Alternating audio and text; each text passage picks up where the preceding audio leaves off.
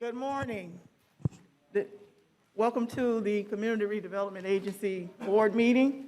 The time is now 9:32. We're going to call the meeting to order. Commissioner Matlow will be joining us shortly.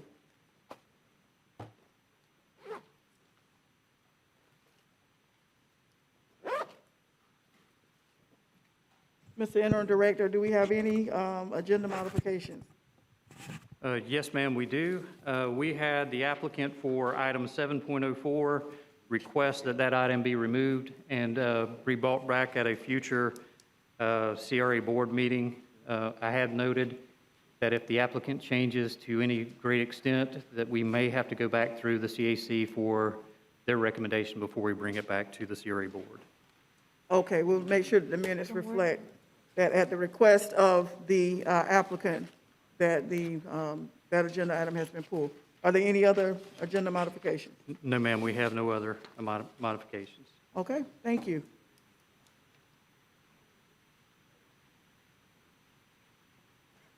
At this time, we'll have our presentations. I understand that our CRA board chair, GFS board chair is available to provide us with an update for the Greater Frenchtown Southside Community Action Committee. Good morning and Hello. welcome. Good morning. Good morning, board members. My name is Minji Kim. I'm the chair of the Citizens Advisory Committee for this board.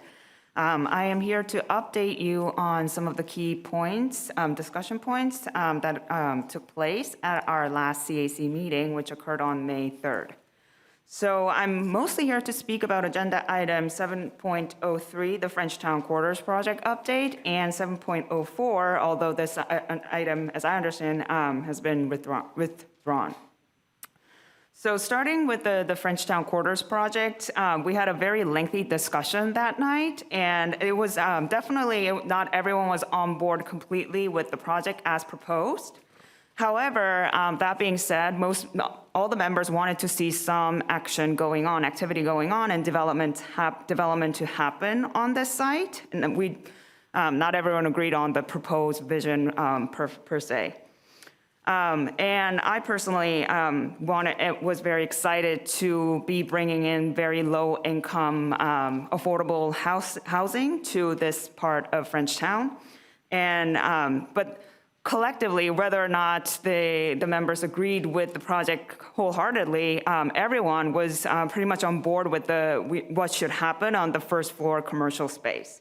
The CAC members wanted to see the first floor being utilized to bring in fresh food options for the Frenchtown neighborhood, and that the applicant do this by working with neighborhood associations. And as I understand, the applicant is currently working with the Frenchtown Neighborhood Improvement Association to deliver this goal. And that CAC members wanted to make sure that even if the fresh food options aren't possible, that still the commercial space on the first floor remain active and be utilized instead of remaining vacant.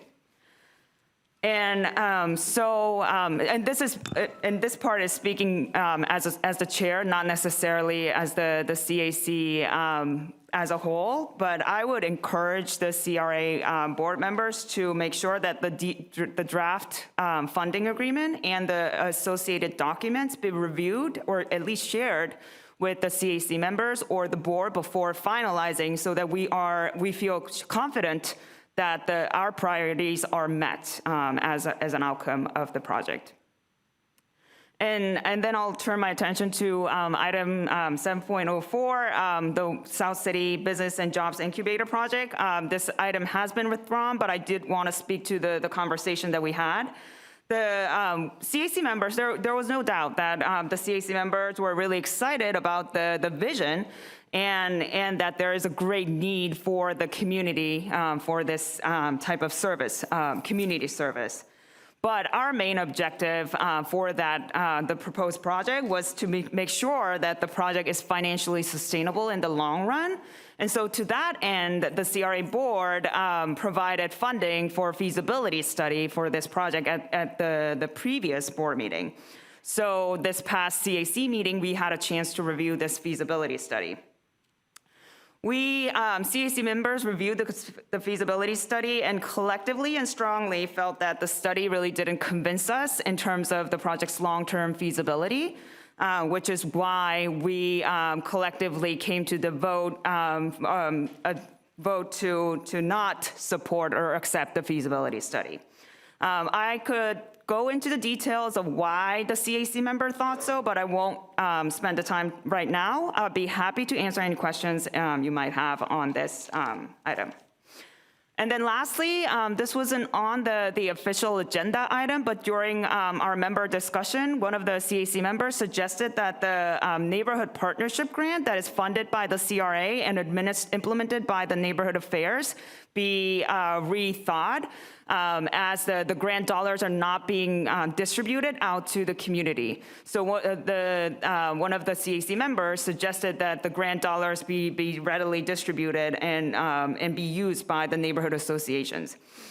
So the CRA staff has communicated with the Neighborhood Affairs and have suggested that the Neighborhood Affairs and CRA staff work together to reconfigure the grants requirements and also the resources available to potential applicants to make sure that, or to improve the application process so that the grant can get distributed to the communities in need.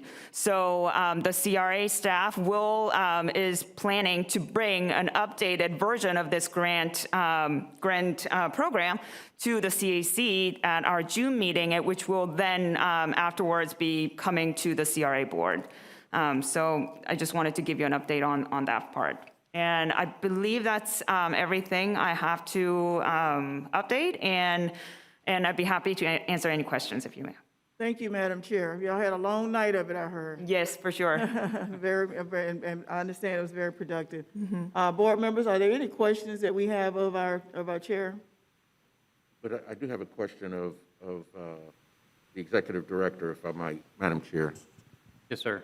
Okay, thank you, Madam Chair. Can you let us know, Wayne, what were the issues with how those grant funds were being distributed and what you all are in the process of working out? Sure. So the concern was that the CRA currently has about $33,000 in our account for this program, and it's not getting into the neighborhoods. Speaking with Ashley Edwards and John Baker, they have indicated they've done a lot of work to try to meet with each individual homeowners association to say, hey, we've got this money available, we'll help you fill out the applications. And I think, quite frankly, sometimes it may be that the effort that you have to put in to get this small amount may not be worth that effort to a lot of folks, and I say it bluntly. What we want to do is, in speaking with Ashley and John, is to up the amount that is available to the neighborhood so that we can get a bigger bang for the buck for physical improvements in that neighborhood.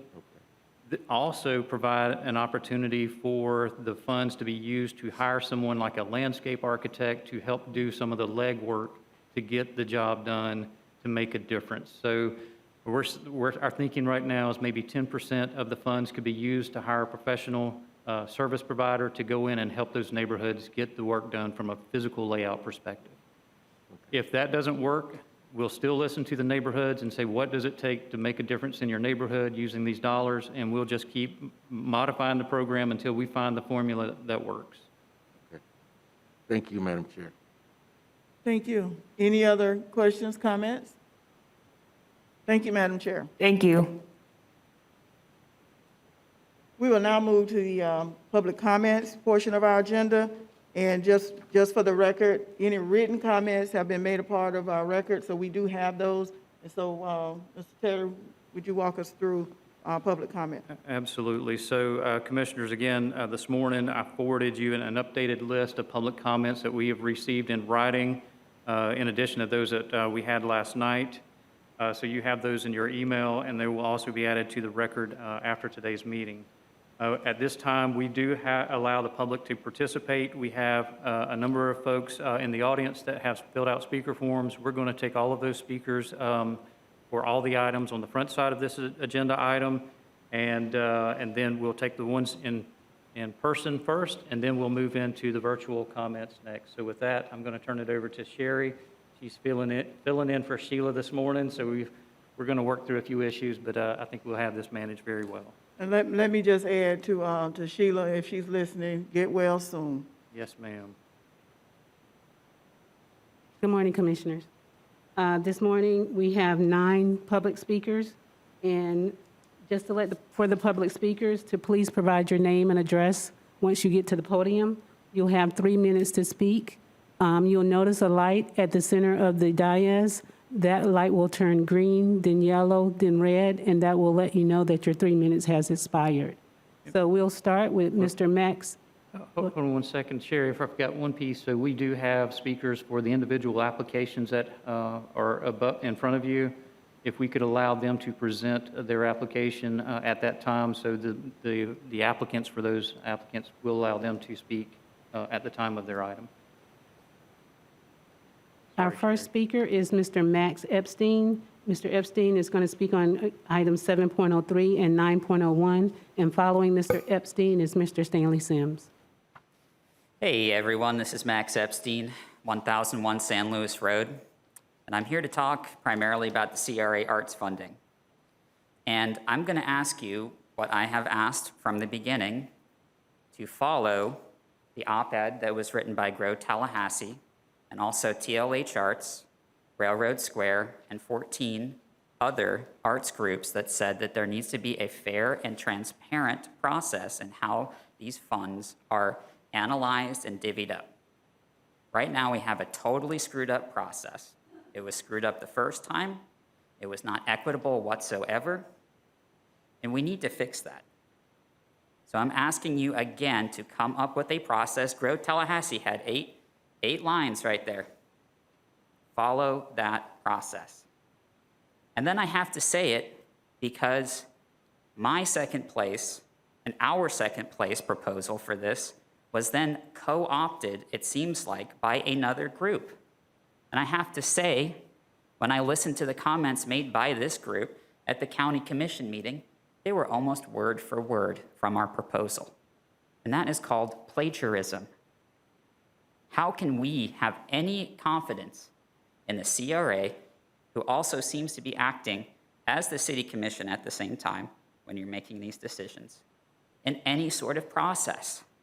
It's very clear that there is a need for a performing arts complex on the south side. We have Dot Inmans Johnson proposal for a recording studio. We had the Southside Arts Complex. We had Cat Family Records, and we had TLH Arts and Railroad Square. Railroad Square had an application that was denied, I think, unfairly. They should be in on this conversation. But how do we get a denied application in with an application that didn't meet its goals? They signed a contract. They knew they had specific deliverables, and an email from Wayne last year said, if they don't meet these and they don't get into that building, which they never had a lease for, then they give up the funding. Actually, Scott Maddox was the only one in this process that wanted to put a time limit on fundraising. They had $3 million they needed to raise. And what you have in front of you is a proposal that does not bring in everyone from the community, and it doesn't have the numbers that are there. I mean, it's still got $1 million gap in funding. Where is that going to come from? We need a process, again, that's fair and transparent. And I don't see them calling for this fair and transparent process anymore now that they're looking for it. And Ashmore's has to be included in that pot of funding. Do not remove Ashmore's and Frenchtown or whatever project is going to be there. They're the original arts and culture district. They deserve funding. I always said, if you don't like me, you don't like my proposal, give it to Frenchtown. Well, that didn't mean to steal the concept. So we have a need in this city, in this county, for arts funding, and it needs to be distributed equitably. Got $1 million for Lemoyne, sounds like $1 million for Frenchtown, and $1 million for a South Side project. That's at least what I would suggest. But we can all come together and come up with a good solution to all of this. As far as the Frenchtown project, the development project goes, why have we already spent $500,000? For what? Renderings? That is money that could have gone into the hands of people in Frenchtown. These are things that developers and people on their own should be doing themselves. Even the feasibility study for DOTS, don't we have an Office of Economic Vitality? Well, why aren't we using those resources? Why are we burning money that goes out to private interests to do these studies? And can I get 50 grand to do a feasibility study? I already did one for Ashmore's. Actually, I already did architectural renderings. We inspected everything. Madam Chair, are we beyond the 3 minutes? I had 2 items. He has 2 items, so I gave him Okay. 6 minutes. So anyway, Okay. look, I've given, you know where I stand on this, but there must be a fair and transparent process that's inclusive of everyone, and do not spend any of that money until you figured out how to completely fund a project in Frenchtown. It can be this museum concept, it can be something else that the neighborhood association wants, but do not remove Frenchtown from this funding. Thank you. Thank you, Mr. Epstein. If someone is speaking on more than one item and they're getting more than 3 minutes, let us know that in advance, so. Yes, ma'am. We'll know. Thank you. Your next speaker is Mr. Stanley Sims, speaking on item 9.01, followed by Elizabeth Emanuel. Ma'am, you give me that, The Frenchtown Quarters and Marketplace. all right. I'm Stanley Sims, 603 Martin Luther King Boulevard.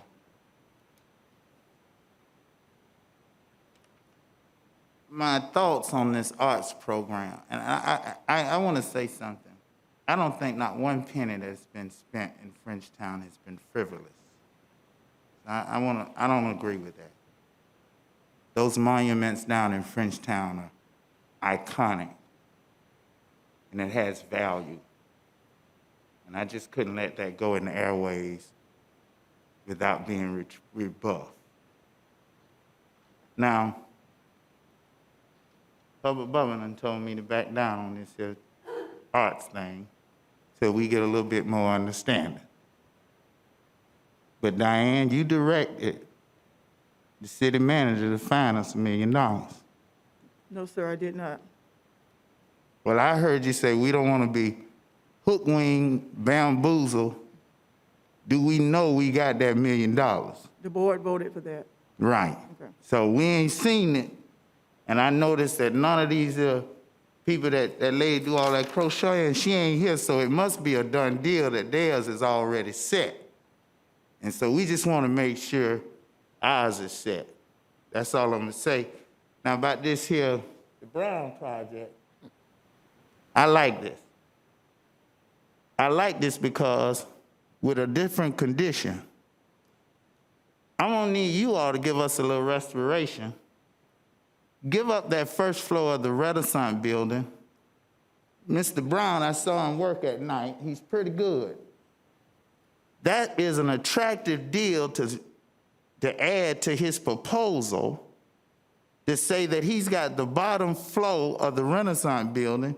Take those other people, move them up, leave one. They can be a pay thing right down on, and a grocery store, Commissioner Richardson, without a pharmacy.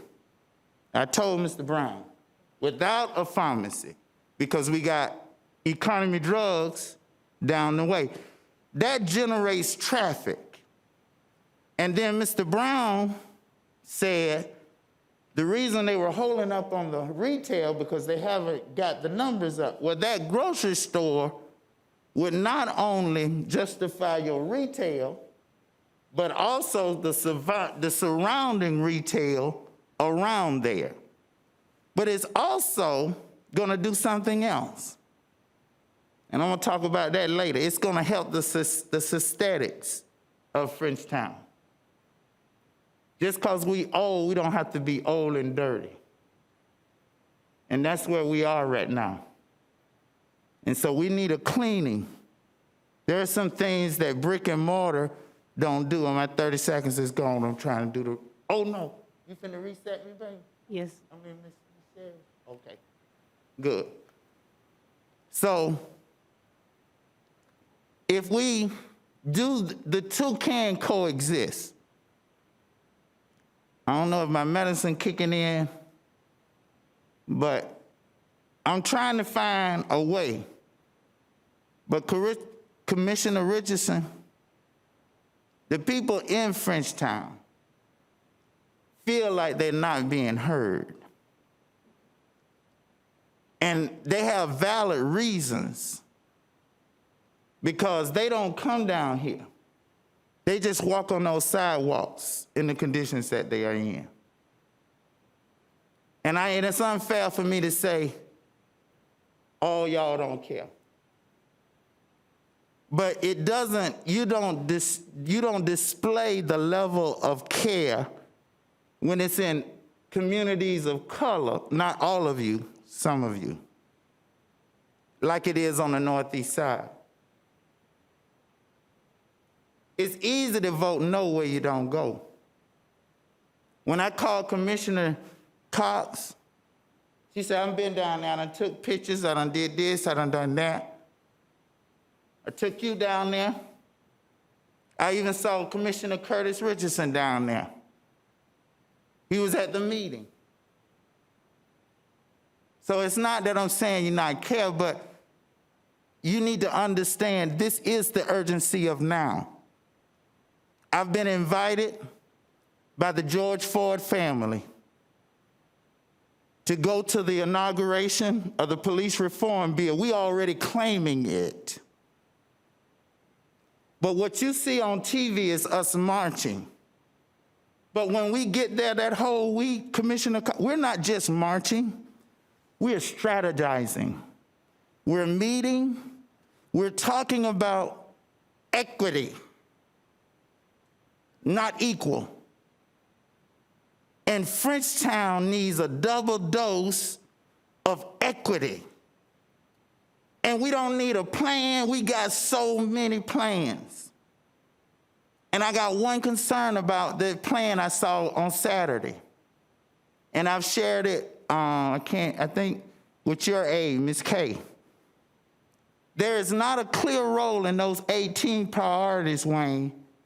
Where do human services fit in? John kept saying it's down in there. It shouldn't be down in there, it should be up on the top, because you're gonna need all three components: your small business, your human services, and your health care. It all should be clearly defined in those 18 priorities. So when Ms. Annie Project wanna know where she fit in the plan, Mr. Sims, your time has expired. she won't say that you're down in there. She'll clearly know. Thank you. Trying to do better, Mayor, trying to do better. Thank you, Mr. Sims. Our next speaker, please. Our next speaker is Ms. Elizabeth Emanuel on 8.02, followed by Ms. Kathleen Daly. Thank you, Ms. Emmanuel. Your name and address for the record, please. Good morning. Elizabeth Emanuel, 300 West Pensacola Street. On behalf of the full Downtown Improvement Authority Board, I'm speaking on the Challenger Learning Center's request for funding in the DT District grant funds for renovation to the IMAX 3D Theater. As we all work together to build a vibrant downtown, the Challenger Learning Center is central to this mission by providing entertainment after 5 to a wide variety of our community. Having First Run Movie Theater is an incredible asset to our downtowners who live, work, and play in this central core. It brings consistent foot traffic into downtown, both those who live and work here and those who want the best deal and the easiest availability for first-run films. Many of the downtown condos rely on the Challenger for social outings and as an amenity to living downtown. It's the cheapest ticket in town, which is an asset, allowing more people the opportunity to see first-run films. It actively stimulates economic impact for surrounding downtown restaurants. While the Dippin' Dots they have at Challenger are delicious, Most people go for dinner in downtown while seeing a movie. From summer camps, day camps, educational enrichment, field trips, and more, encouraging a love of science and STEAM to students in Leon County and throughout our state, often for free. What they do for the children in this community is commendable and incredibly significant. Their proposed enhancements improves ADA accessibility, ensuring that all families can enjoy their programming. Having an improved facility means they are able to attract and encourage more activity throughout our downtown. As one of the true first-floor entertainment and retail centers, they are an important asset in meeting the mission created by the downtown plan and the work that both the DT District, the CRA, and the Tallahassee Downtown Improvement Authority dedicate themselves to. They have been financially stable partner, so it is a rare ask that will not repeat itself, but provide relief and assistance to a group who has been, for over 20 years, a landmark of our downtown. It is important for their financial stability that this be a grant and not a loan. COVID-19 has had a great effect on all of us, from businesses, residents, and more. In Tallahassee, museums and learning centers have been some of the hardest hit. With continued required closures and unusual funding designations, it prohibits them from applying for many of the assistance programs offered. They are coming to you today with an ask for grant funding for a building they own and operate with a 100-year lease for land from the city. They have had these renovations planned, but like most of us, COVID derailed the best laid plans. This is a funding that directly affects their ability to generate economic impact for downtown. They have followed the appropriate steps to ensure that this request is handled correctly through the CRA process. With great leadership and professional decorum, the DT District recommended this course of action, as the funds will come from the Downtown District Reserve Fund, an allocation tied to the CRA district. We're grateful for the work that the CRA continues to do for all of our community and the DT District's effort to improve our downtown, and we hope you all support the efforts of the Challenger Learning Center in their request for grant funding. Thank you, Elizabeth. Got it. Thank you. Sorry about that. Our Next speaker, please. next speaker is Ms. Kathleen Daly on 8.02, followed by Adam Kay. Morning, Commissioners and Madam Chair. Thank you. My name is Kathleen Daly, 4504 Rangewood Drive.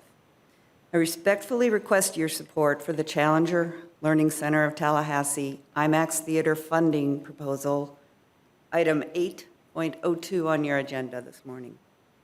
I've been a member of the Challenger Learning Center board for nearly 6 years and will take over as the board president in July.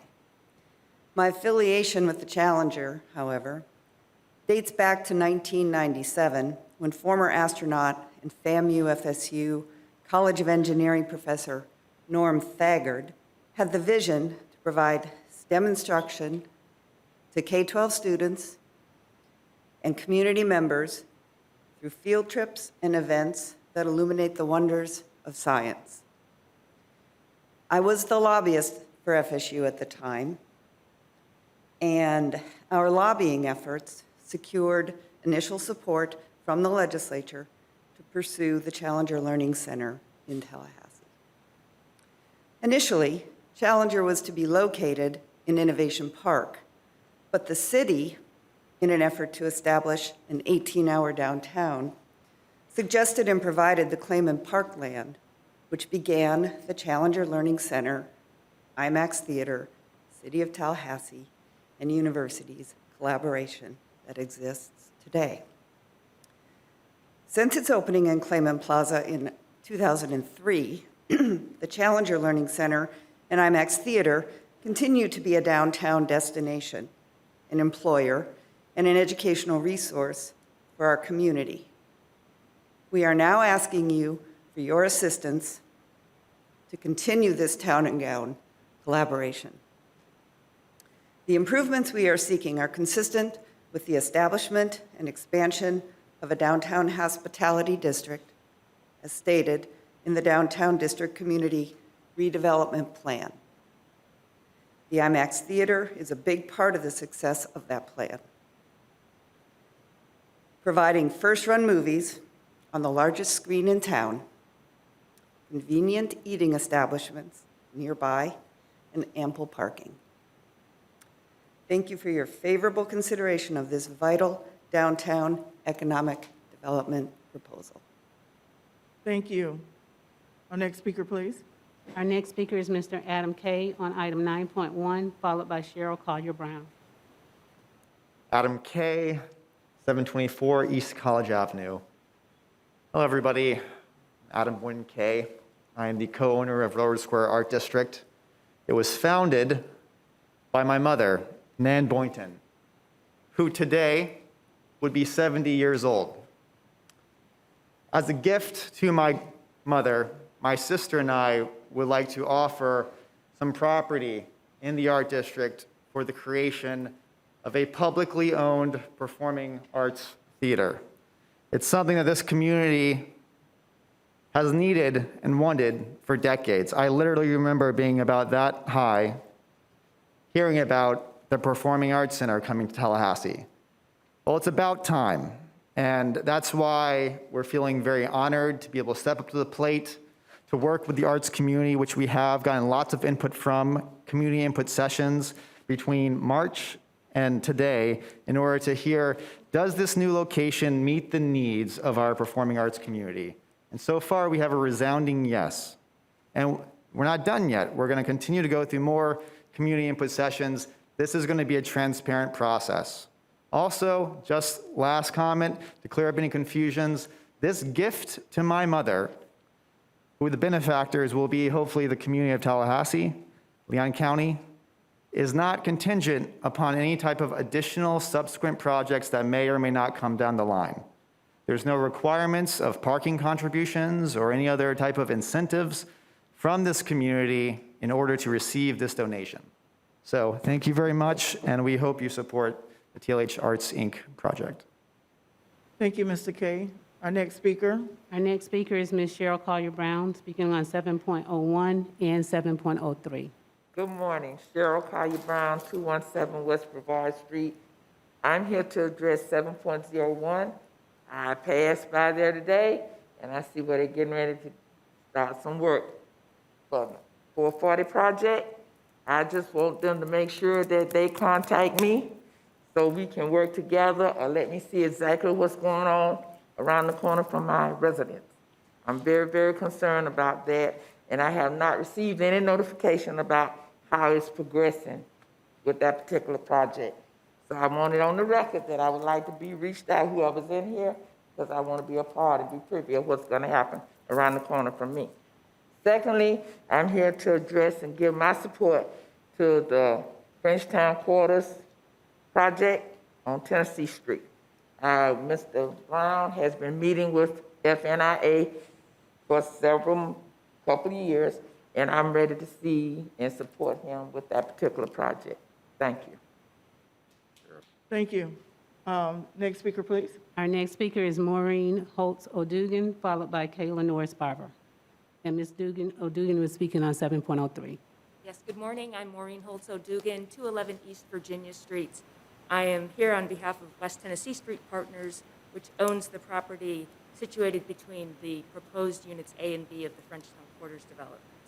I would like to express a concern and propose a solution. At the recent CAC meeting, both members of the community and members of the board expressed various concerns about the proposed development.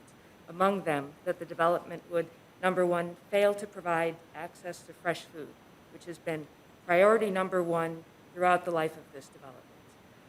There was also a concern that the development will create additional empty retail space, which Frenchtown does not. In order to prevent these undesirable outcomes, the CAC recommended placing conditions on the funding, such that if the developer did not find a fresh food market, then the CRA would withhold its $6.5 million in funding. We are in complete agreement with the goals of fresh food access and vibrant retail. Our concern is about the strategy proposed for achieving those goals. We believe the conditions recommended won't, in fact, provide the protection that we seek. If the developer fails to secure a fresh food market, then the developer may well be penalized when the funds are withheld, but the community will still be left with no food. The community doesn't benefit when you penalize the developer. The community benefits when you have the power to solve the problem. As it stands, neither the development proposal nor the conditions proposed by the CAC solve the problem. The issue that I see is that the conditions cause the CRA to commit to the development before the developer has committed to solving the food desert problem. Until we know how that problem is going to be solved, we don't need to be moving forward and handing out millions of dollars. Between grants and some very valuable land, you're looking at giving away probably $10 or $12 million without having any real plan in place to achieve priority number one. The question is, why take that risk? I didn't come only to complain, but to offer a simple solution, which is reverse the conditions. Instead of we give away the land and then wait and see if the problem gets solved before we give away the cash, you say, when you bring me a solution, we will give you a commitment to the land and the cash. I encourage you to wait to move forward until you see three things. Number one is a real and viable solution for fresh food access. Number two, commitments for viable tenants for any retail space that remains after the fresh food market is secured, and meaningful community engagement and input on the revised proposal. There are numerous community groups advocating for Frenchtown. They all deserve to be included in the conversation. Keep in mind that the land is very well situated. There's significant development going on in the area. The market is changing, and you will have more opportunities, whether with this development team or another. Ms. Rushing at Dugan, your this time point- has expired. Okay. I have a number of other topics time does not permit, and they are in the written comments that I hope you review. Thank you for your comments. We do have your written comments, and I have read them. Thank you. Next speaker, please. Our next speaker is Kayla Norris Barber on 7.03, followed by Mr. Whitfield Leland. Good morning. Kayla Norris Barber, 527 West Brevard Street. Frenchtown Quarters. This is a new project from the one that was introduced to us previously. And it's a group of new players. This project has not been vetted by the community. It definitely has not come to the Frenchtown Neighborhood First Plan. And what I'm going to ask you to do is to slow it down. Send this project back through the Frenchtown Neighborhood First planning process. In addition to that, I'm confused about the cost of this project. The agenda item says it's $6.5 million. If I read the physical impact statement from the CAC meeting, I count $13.4 million. If I read the physical impact from today's agenda item, I count $10.4 million. So I don't know about you, but I'm totally confused about the cost. We went through a draft of the Frenchtown Neighborhood First Plan on yesterday, and we sit there with competing projects for $4.5 million for a plan for Frenchtown. But yet we come here and we see people from God knows where, everywhere but Frenchtown, everywhere but Tallahassee, come and say, let's write them a blank check for $10.4 million or $13.4 million. Please slow it down. Send them back to the neighborhood and let us vet this project and have the kind of engagement that this project deserves and should have. Thank you. Thank you. Next speaker, please. Our next speaker is Mr. Whitfield Leland, speaking on item 9.01, and following Mr. Leland will be Ms. Beverly Williams. Good morning. Whitfield Leland, 754 West 7th Avenue. First of all, I'm gonna speak on 701. From what everybody's saying, I read all the public comments. Nobody's against it. Everybody just want to slow it down to see really what's what. So I think y'all should take that into consideration. Even with now jumping on 901, nobody's saying that it shouldn't be a performance arts or whatever the situation. Me personally, after finding out like where the money coming from, tourist dollars, I do ask that if we consider funding one performing arts, we got to consider performing another. If you're gonna say yeah to them, you got to say yeah to them. Everybody trying to reach the same goal. You see what I'm saying? So my thing is, it's too much fighting over a performing arts. We sitting here, everybody not saying they don't want it, but everybody fighting over a pot of money. Why we can't create a process where everybody who wants the part of it sit down and together. If they don't want to work together, split the money up, and they have to find the money elsewhere.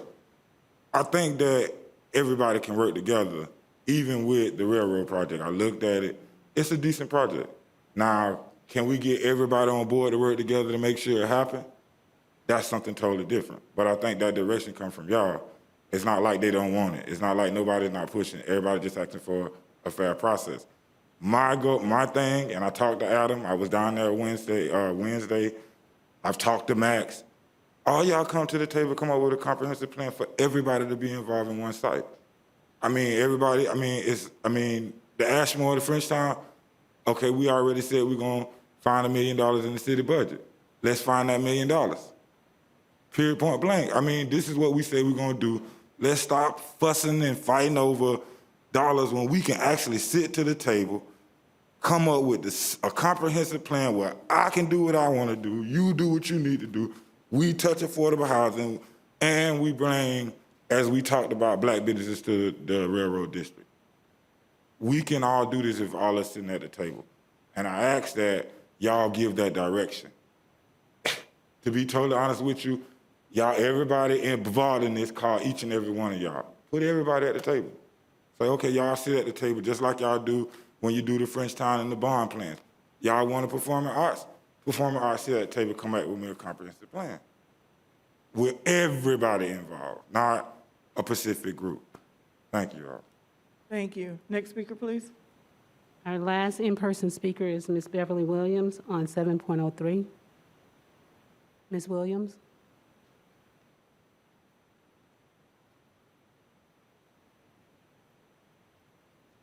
Good morning. Beverly Williams, 2523 Opal Court. I'm currently one of the co-chairs of the Frenchtown CAT team. My comment today reflects what has been previously said. No one is against the French Quarter concept. What we want to ensure is that whatever is funded represents the will and the desires of the residents. And at the past CAC meeting, it was agreed that the consultant would sit down and meet with the Frenchtown First CAT team to review both sets of plans to identify those areas that are common and those that differ, to ensure that what is finally approved represent what will represent the three pillars of our Frenchtown CAT team plan: community preservation, community empowerment, and providing services to the residents of the community that will improve their lives. We have talked to everybody except the residents, and they are the ones who are going to live there, who are going to have to try to make a life there. So their needs need to be addressed. We cannot continue to promote activities that benefit people who don't live in Frenchtown, nor those who will spend their money in Frenchtown. So we, the CAT team, ask that you honor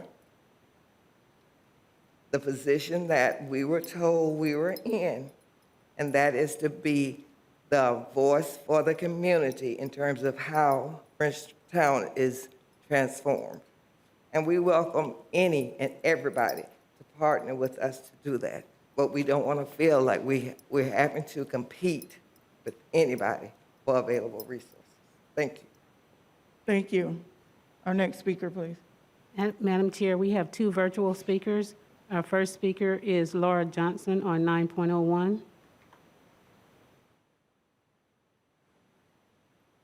Ms. Johnson, are you there?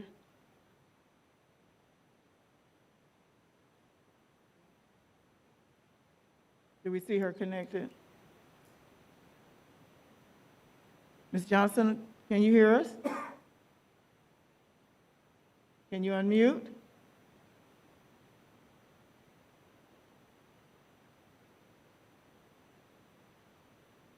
Can you hear me? We can hear you now. Fabulous. Thank you. I couldn't see on my phone how to do that. I appreciate it very much. Thank you for your help. I'm Laura Johnson, and my address is 6228 Buck Run Circle. And I just wanted to say good morning, Madam Chair and Commissioners. I'm here to speak on item 9.01 in support of the TLH Arts Inc. revised project proposal. I'm presenting this morning as an advocate for the arts in our community, and I am thrilled to be here in support of the TLH Arts project. The need for space for multiple theater, music, dance, and other performing arts organizations constantly in search for space in which to rehearse, perform, record, and teach cannot be overstated. A performing arts center provides that home, giving these local nonprofit businesses stability, allowing them to grow, improve their products, and attract more tourists to Tallahassee. The TLH Arts Project, as stated, supports and incubates multiple arts organizations, providing performances to the community, stimulating tourism, providing for our community, and sustaining the ongoing programming efforts of our arts organizations. And we now have a situation where the private sector is stepping up in a huge way to partner with local governments. And to that end, we have a once-in-a-generation opportunity with these available funds to make this work and create a publicly owned facility for the greater good and in a location adjacent to FAMU and FSU, making it ideal to support the vision of inclusion, diversity, and access. What I've witnessed and participated in these past months is a project-specific engagement and inclusion of input and directives from the artists and professionals themselves in our community to create a space that's truly a multi-use space, serving multiple arts organizations, not just in theory or in spirit, but in application and in implementation. The modifications to the layout and infrastructure provide a space that will serve our arts community well. This truly transformative project advances the vision and mission for the intended use of these dollars, and more than anything, encourages the unification of multiple arts and cultural organizations in our community. Again, this is a once-in-a-generation opportunity for funding. I thank you all for your consideration of the revised TLH Arts Inc. proposal to meet the vital need in our community for a performing arts space. Thank you all. Thank you. Are there any more speakers? We have one more virtual speaker, and that's Ms. Alexis Roberts McMillan on 7.03. Okay, Dr. Roberts?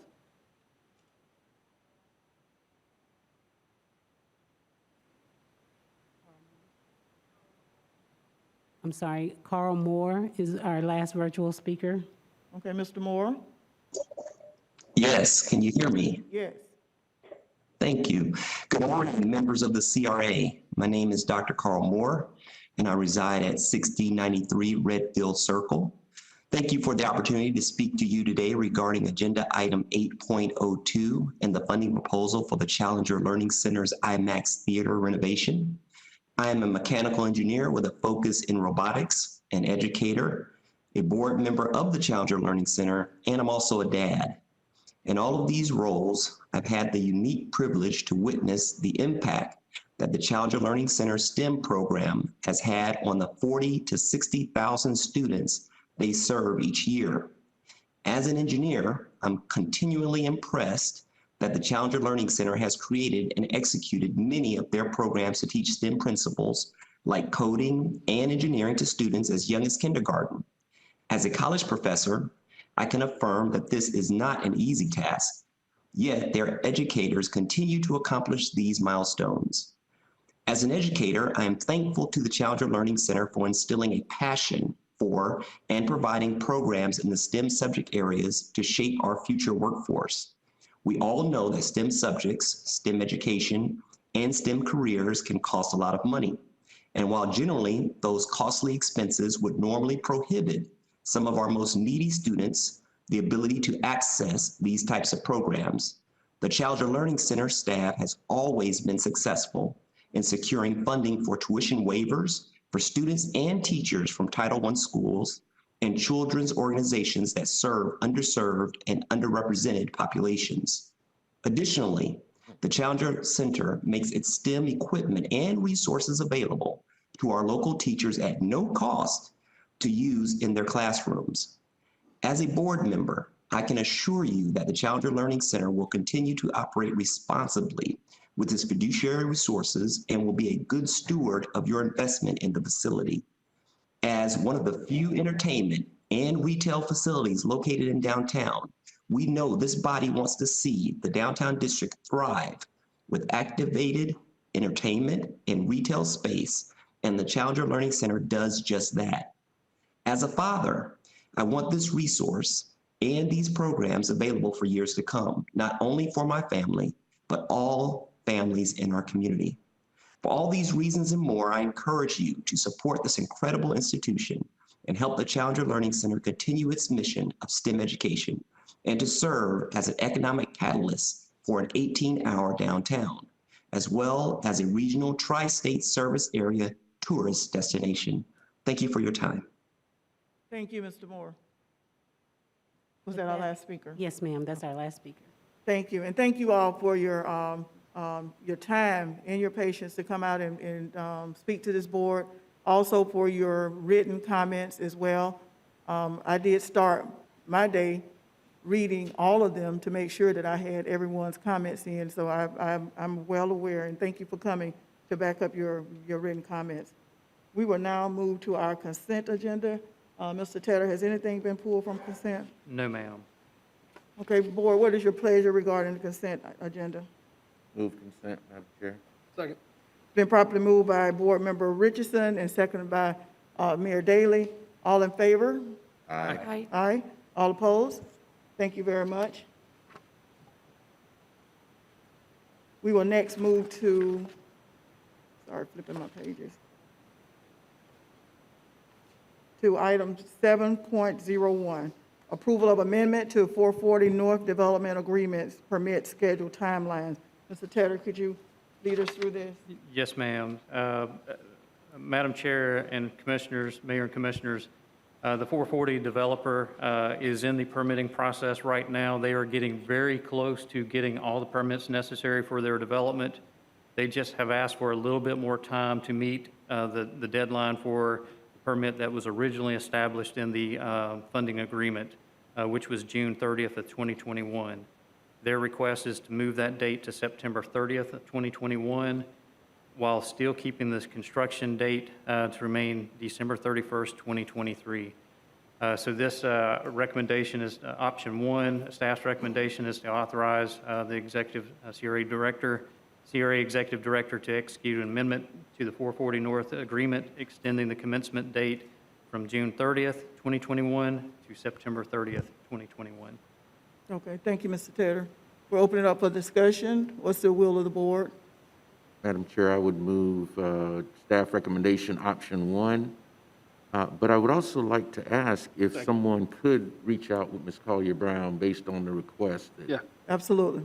Okay. I think we're all on the same page there. Okay. Okay, it's been properly moved by Board Member Richardson, second by the mayor. All in favor, let it be known by saying aye. Aye. Aye. All opposed? Thank you very much. And Ms. Collier-Brown, you will let us know if you hear or do not hear from someone, okay? Our next item is 7.02, the fiscal year 2022 Frenchtown Southside promotional special events and large events. Madam Chair and Commissioners, this request is for board to approve $150,000 to the Greater Frenchtown Southside event funding in the fiscal year 2022 budget, with $50,000 committed for promotional special event, that's the small grants, and $100,000 committed for the large event grants. Approval of funding at this time will allow staff to advertise for the funding opportunities and to potentially begin awarding funding at the beginning of the fiscal year, which is October 1st, 2021. Sheila Williams is online and available to answer any questions, but in the past, she's done a really, really good job of getting the word out, knowing that, making the folks in the community aware that this money is available for opportunities to bring people into this district and to show what this district offers to the community. The process is extensive, and that's why we're asking for this preliminary approval on the front side to allow her to work over the summer to get these applications ready for approval at the beginning of our funding fiscal year. Okay, thank you, Mr. Tedder. We'll open up for discussion. Move staff recommendation, Madam Chair. Okay. It's been properly moved and second that we accept staff recommendation. All in favor, let it be known by saying aye. Aye. All opposed? Thank you very much. Moving right along to item number 7.03.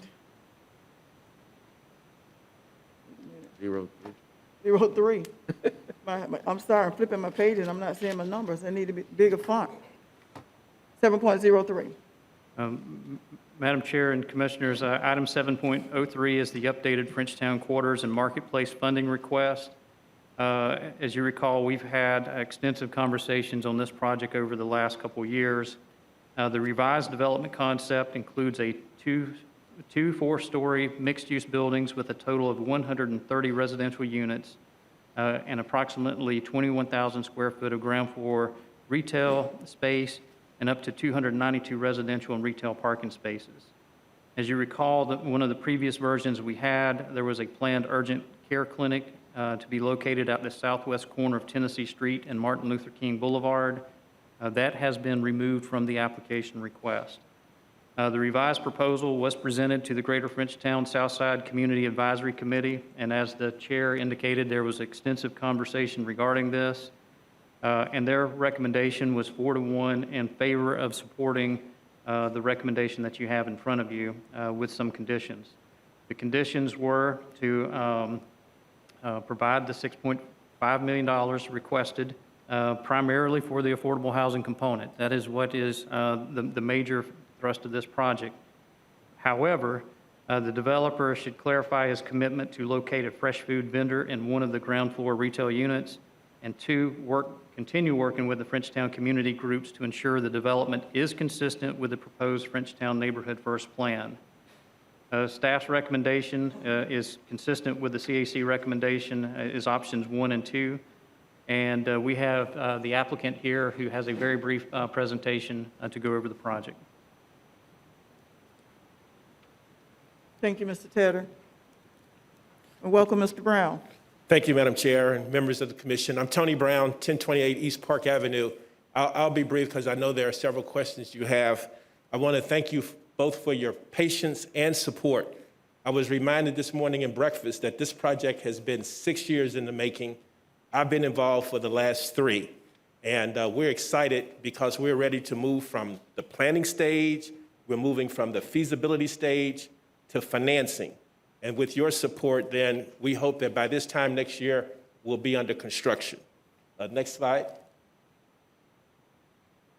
As Mr. Tedder indicated, we're asking to purchase parcels A and C.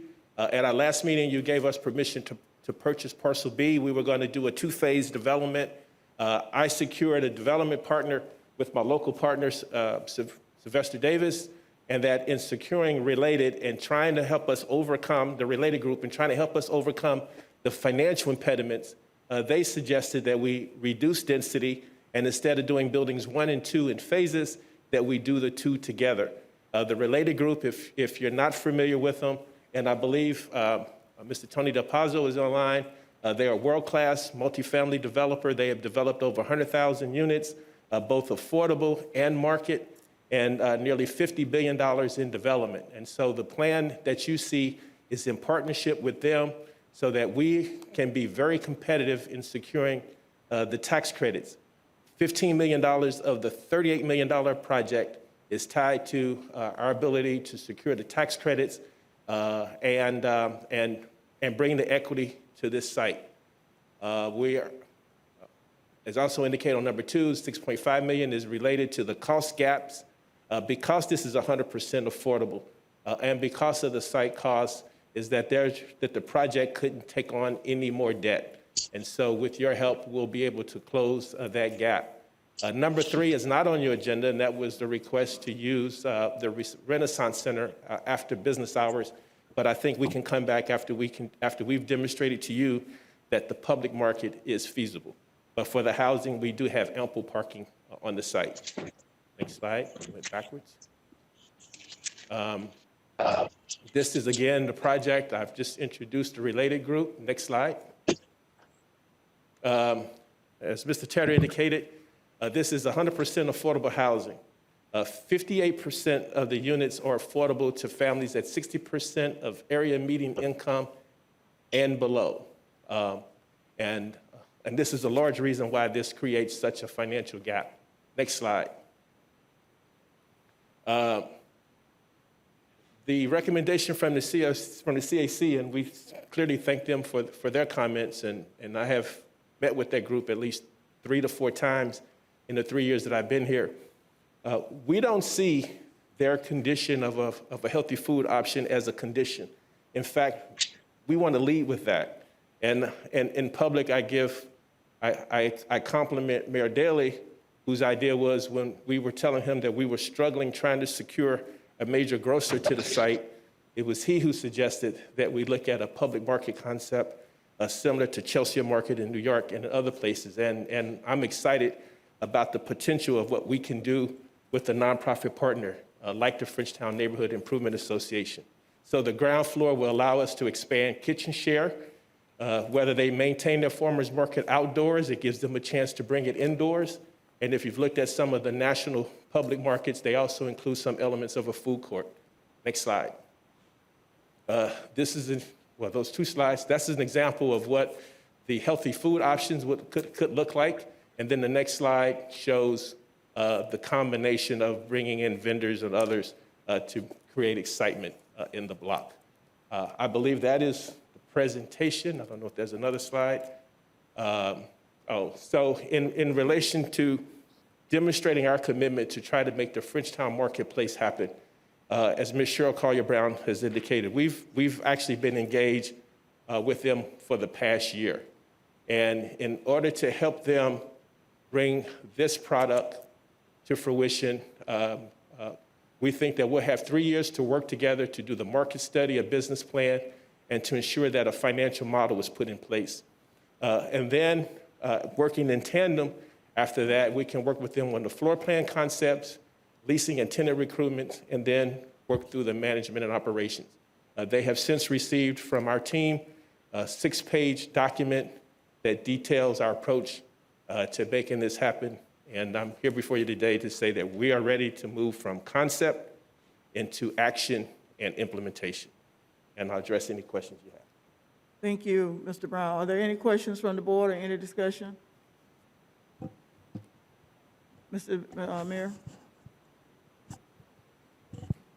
Mr. Brown, thanks for coming again. Certainly do appreciate it. We've had a lot of comment from a lot of people. First of all, let me tell you, I'm really excited about this project. I think it's going to be absolutely amazing. I'm also here to tell you, I'm ready to push pause until we have some more details and we have more meat on the bone, if you will. I am concerned at how much this project has changed. I'm concerned that we're hearing from the residents that they haven't had enough input. I am concerned with ideas that are being kicked around but aren't concrete. We've gone from a medical unit, partnerships with hospitals, with churches, to nothing. We've gone from restaurants to food halls to the marketplace concept, which we've talked greatly about. And I agree, I think it's great. But we got to have something more concrete instead of just talking about the ideas. We have significantly reduced the number of housing units And I commend you for increasing to 100% affordable housing units, but nonetheless, it has changed the entire dynamic of the project. Let me again, for the record, state, this is going to be a great project. And look, Tony, if it was easy, we would have done it a long time ago, right? Right. But our commitment is significant.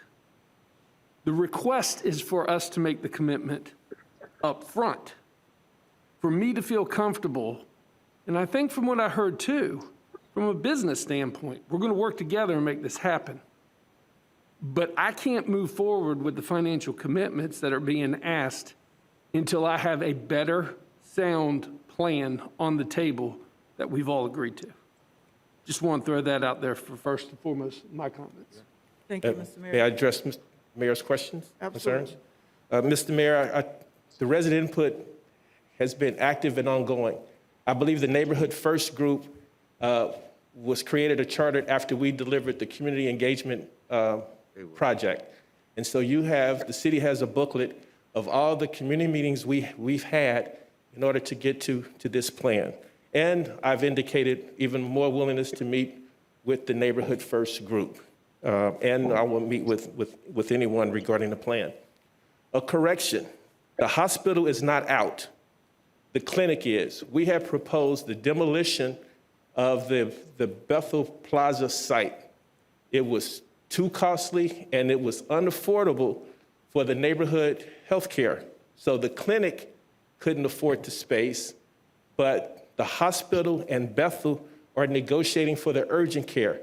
There will be an urgent care. They just didn't need me as a middleman. The hospital is negotiating with Bethel to acquire the site for the urgent care. So there will be a medical component at the corner. As it relates to reducing the housing, we had to reduce it because the cost of parking was prohibitive. It would have meant us coming to you for about an $8 million assistance as opposed to the 6.5. And so with the insight of the related group, it's their recommendation that we could eliminate a big portion of the cost by reducing density. And those were the reasons. I understand and I appreciate it. And this is exciting moving forward. Do we have that commitment between the church and the hospital in writing yet? I don't know. No. I have. No. So what I'm saying is that Let's remain decorum order. I'm really excited about that component. I also would like to see it in writing. I am concerned about the parking as well. I understand completely the need for Renaissance. I am concerned that a development of this magnitude, that was not identified on the front end, and that now we're coming back and talking about Renaissance as well and having to reduce the number of units. I'm just saying there's a lot of moving parts. I need more clarity. And this is just me personally. For 2 years, you worked to bring in a grocery store. I'm very curious to know why we couldn't get interest in bringing in a grocery store. What other businesses have you talked to restaurant-wise that could go into the food hall? I love the conversation with Kitchen Chair. I do. I love the concept. I'm just saying I need to see more formal commitments and not just ideas, because this is a lot of money up front that is being requested from the CRA. Thank you, Mr. Mayor. Any other comments? Questions? Madam Chair. Board Member Matlow? Thank you, Madam Chair, and thank you, Mr. Brown, for the presentation. We've seen a lot of proposals, and I know for the most part, I believe we all want to see you succeed. We want to see a good project come to this area. And I think you've done a good job over the last few years of really keeping the community behind you, supporting a common vision. And I think that's unique from what we see, because normally there's a lot of infighting between communities in large developments. And I think you've done a good job over the years of trying to listen to the community and make sure the project reflects what they want to see as well. One concern I do have is the nature of the project being low-income housing and a $6.5 million investment from the CRA won't be able to recoup its investment over the long run. So that means the $6.5 million is a significant investment that the community is asking, we want to see this project come to fruition. And to get there, we need everybody on board. So we've heard from a few speakers today that would like to see another round, make sure it has complete community support, because this same money could go to neighborhood improvements, and we just need to make sure the whole neighborhood is involved. Secondly, on the project, just the way it's presented, Mr. Director, I think anytime we have a project, a multi-million-dollar project, we need to see the development agreement come back before the CRA board before it's approved, so we just know everything that's in it. So conditionally, moving forward, I'm supporting the project, but I do think we need to have those neighborhood meetings and have it come back with a full development agreement so we know exactly what it looks like. Thank you. Thank you, Board Member Matlow. Board Member Richardson. Thank you, Madam Chair. I too want to indicate that I'm in support of the project as well. I have been from the very beginning. There have been a lot of moving parts. I agree with that. But I think that Tony brings the kind of background and expertise that we could be assured that this is going to be a successful project. Should we not ask questions? Certainly we should. And the community should be involved. But one of the things that we've seen, wherever we've asked people to come, not everybody's going to be on board. We heard what we heard about the Orange Avenue apartments. There are people who don't want that project. So everybody's not always going to be on board. I think there certainly should be ample outreach to the community so that people at least know what's going on, what's being proposed, and how they can be involved. But we've got to move forward. 6 years? Tony has been there 3 years. We've got to move forward at some point. You know, and we're going to have another discussion on this same issue with the TLH. I mean, 6 years. We've got to do something. We've got to get off the button and move this project forward. I certainly would like to have the community involved, but we've seen what that has.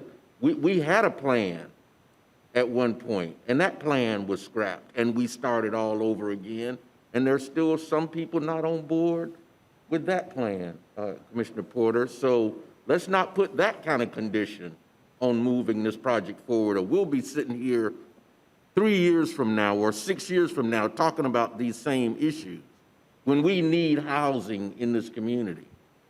I think that these are issues that can be worked out, and I would say, board members, that we move forward with this project so that the people in Frenchtown, and no, I don't live in Frenchtown, but I have a history with Frenchtown. I have a history with Frenchtown, and I have been concerned about the residents of Frenchtown and have been involved in the Frenchtown community throughout my residency in the city of Tallahassee. And so I just want to make sure that everyone has an opportunity to give input and this project continue to move forward. Thank you, Madam Chair. Thank you. Continuing the trend, Board Member Porter, we have any comments? Thank you, Madam Chair. I certainly, I watched the CAC meeting. It was a very lively meeting. A lot of input, a lot of good discussion. I agree with just about everything that's been said here tonight. I do think that I do want to see us move forward. However, I'm not comfortable moving forward today with that commitment. I do think there are some things that need to be fleshed out in more detail. So that's, but I agree with what's been generally said by the board. Thank you. Okay, thank you. I want to make my comments. The CAC voted 4-1, but I've been informed today that the one dissenting vote has now submitted support. So we are recording a unanimous support by the CAC to move forward with this project. And I will point to the fact that the CAC consists of members of the Frenchtown Neighborhood Association. Mataki Akbar and Ms. Maisha Mitchell represent you on the CAC. So, Mr. Barber, you're out of order. Thank you. Okay. Mr. Brown, you can have a seat. I don't mean to have you standing there. I'm just stating fact. That's all I can do. There's representation on the CAC, and I would hope that citizen engagement will continue throughout this project, that it's not at the end. But I just want to state the fact that there is representation on the CAC from the neighborhood, and how they get and bring their information to the CAC, I don't know. I'm just saying that there is representation there. And I wanted to also note that the vote was unanimous to move forward with this project. And so many times we have been accused of not listening to our citizens advisory committees. And so here's an opportunity to do just that. And so I will be supporting the project because this is the process that has been, we talk about process, this is the process. So with that, having said that, we're now, Board Member Porter. Thank you, Madam Chair. I just want to clarify too, though, for the benefit of the public, I mean, the CAC, they were supportive with moving forward and bringing it to us, but my understanding is also that they had concerns and questions that are not, codified in any way as part of the agreement right now if we were to move forward today. I just want to clarify that. Thank you. Thank you for that, Board Member Porter. The applicant is here, and those questions, we've had, as board members, the opportunity to ask those questions if they have been relayed to us. And he's here willing to answer those questions. We will not tolerate being interrupted. We've listened quietly while citizens spoke. We did not interrupt you. So we will not be interrupted. We will not be interrupted. If you cannot control yourself, then remove yourself from the situation. Board members, we have an opportunity to vote your conscience. Let's vote your conscience. Madam Chair. Yes, sir. I'd like to make a recommendation, and if it's agreeable, I'll make it a motion. I think we can move forward with letting staff negotiate and draft the development agreement and the purchase and sell agreement, and bring that back to our next meeting for final approval. And in the meantime, that would give Mr. Brown an opportunity to have another community engagement event and try to see if he can get a consensus from everybody. I understand a consensus won't come from everybody. I'm not saying that's the condition for approval, but it is a new first look at a new project, and I think that's caused a little anxiety. And just let's have that meeting, let everybody see it before it comes back, and then have everything in writing. And Mr. Brown seems to be in agreement with that. Okay, So You want to make? go ahead and make your motion. Okay, so I'll move that we authorize staff to negotiate a development agreement with TVCG, as well as a purchase and sale agreement for the 4 remaining properties to be brought back to our next meeting, and ask that Mr. Brown have a community meeting in the interim. Second. Okay, it's been properly moved and second, moved by Board Member Matlow, seconded by Board Member Richardson. Mayor, you have a comment? I think that's a great idea. I was going to make a similar recommendation. This allows us to move forward, shows our commitment that we do want to bring this project to fruition. But I agree with you. I want to see the development agreement. I've expressed some concerns. We've all expressed some concerns. This gives time for us to hammer it out, gives time for us to hear, formally about the medical component as well, and to flesh out some of the details along with the parking. I support the motion. That was a good move. Thank you, Mayor Daley. Mayor Daley, because you mentioned the medical component, the applicant has indicated that that is no longer part of the plan. Right. So I don't know if we want to make him responsible for any piece of the medical component. That's separate and apart. So I Correct. want to make sure that that's clear. Correct. That's outside of the scope of what he has presented here today. Yes, And I ma'am. also want to ask Mr. Tedder a question. At the time of Mr. Brown started this, well, not 6 years ago, but even 3 years ago, when Mr. Brown came on board, was there a requirement to do a developmental a plan, development, what is it? Community engagement?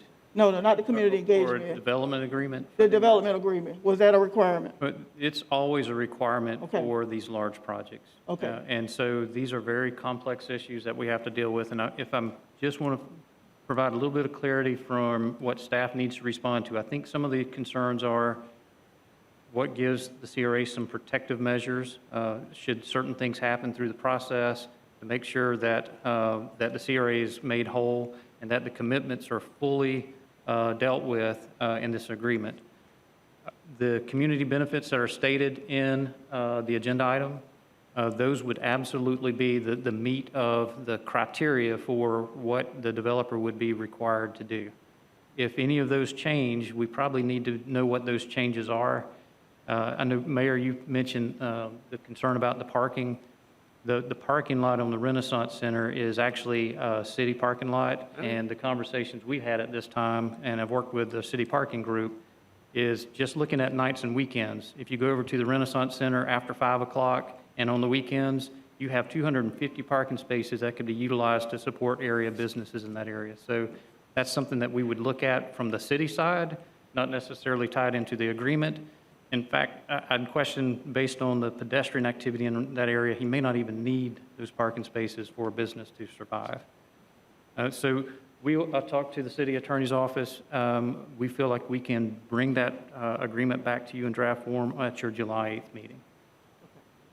All right, I just wanted to make sure that we weren't adding any undue requirement that was not in place previously, and I want to make sure we're fair all across. For every one of these agreements, we will have a legal binding agreement that protects the CRA and make sure that the commitments that you've heard and as part of the record would be included in those agreements. Okay, all right. All right, the motion has been made, it's been properly seconded. All in favor of the motion on the table, let it be known by saying aye. Aye. Any opposed? Thank you very much. Thank you. Progress. All right, we'll now move to item 7.04. That has been removed from the agenda. Oh, that's right. So 7.05. Yes, ma'am. Madam Chair and Commissioners, this is a modification of the new home infill program to construct speculative homes. If you recall, at our last board meeting, you all asked staff, based on conversations from the AHAC committee, that they said if we could build some spec homes, that there's a good chance that these homes would move a whole lot quicker than the process we have. About a year and a half ago, or about a year ago, you adopted an affordable housing program through the CRA. We looked at 6 city and CRA lots within the greater Frenchtown Southside District. We hired architects and designers who have come up with 6 homes that can be permitted in a very quick time period. We have approved contractors, qualified contractors, 2 contractors, to build these homes. We took your suggestion and recommendations to the CAC at their last meeting, and they agreed that we need to move forward with spec homes on those 6 lots. They said all 6 lots, build them on all 6 lots. Abena Ojataho indicated that with those plans that we have, she would need to fit the right homes on the right lots.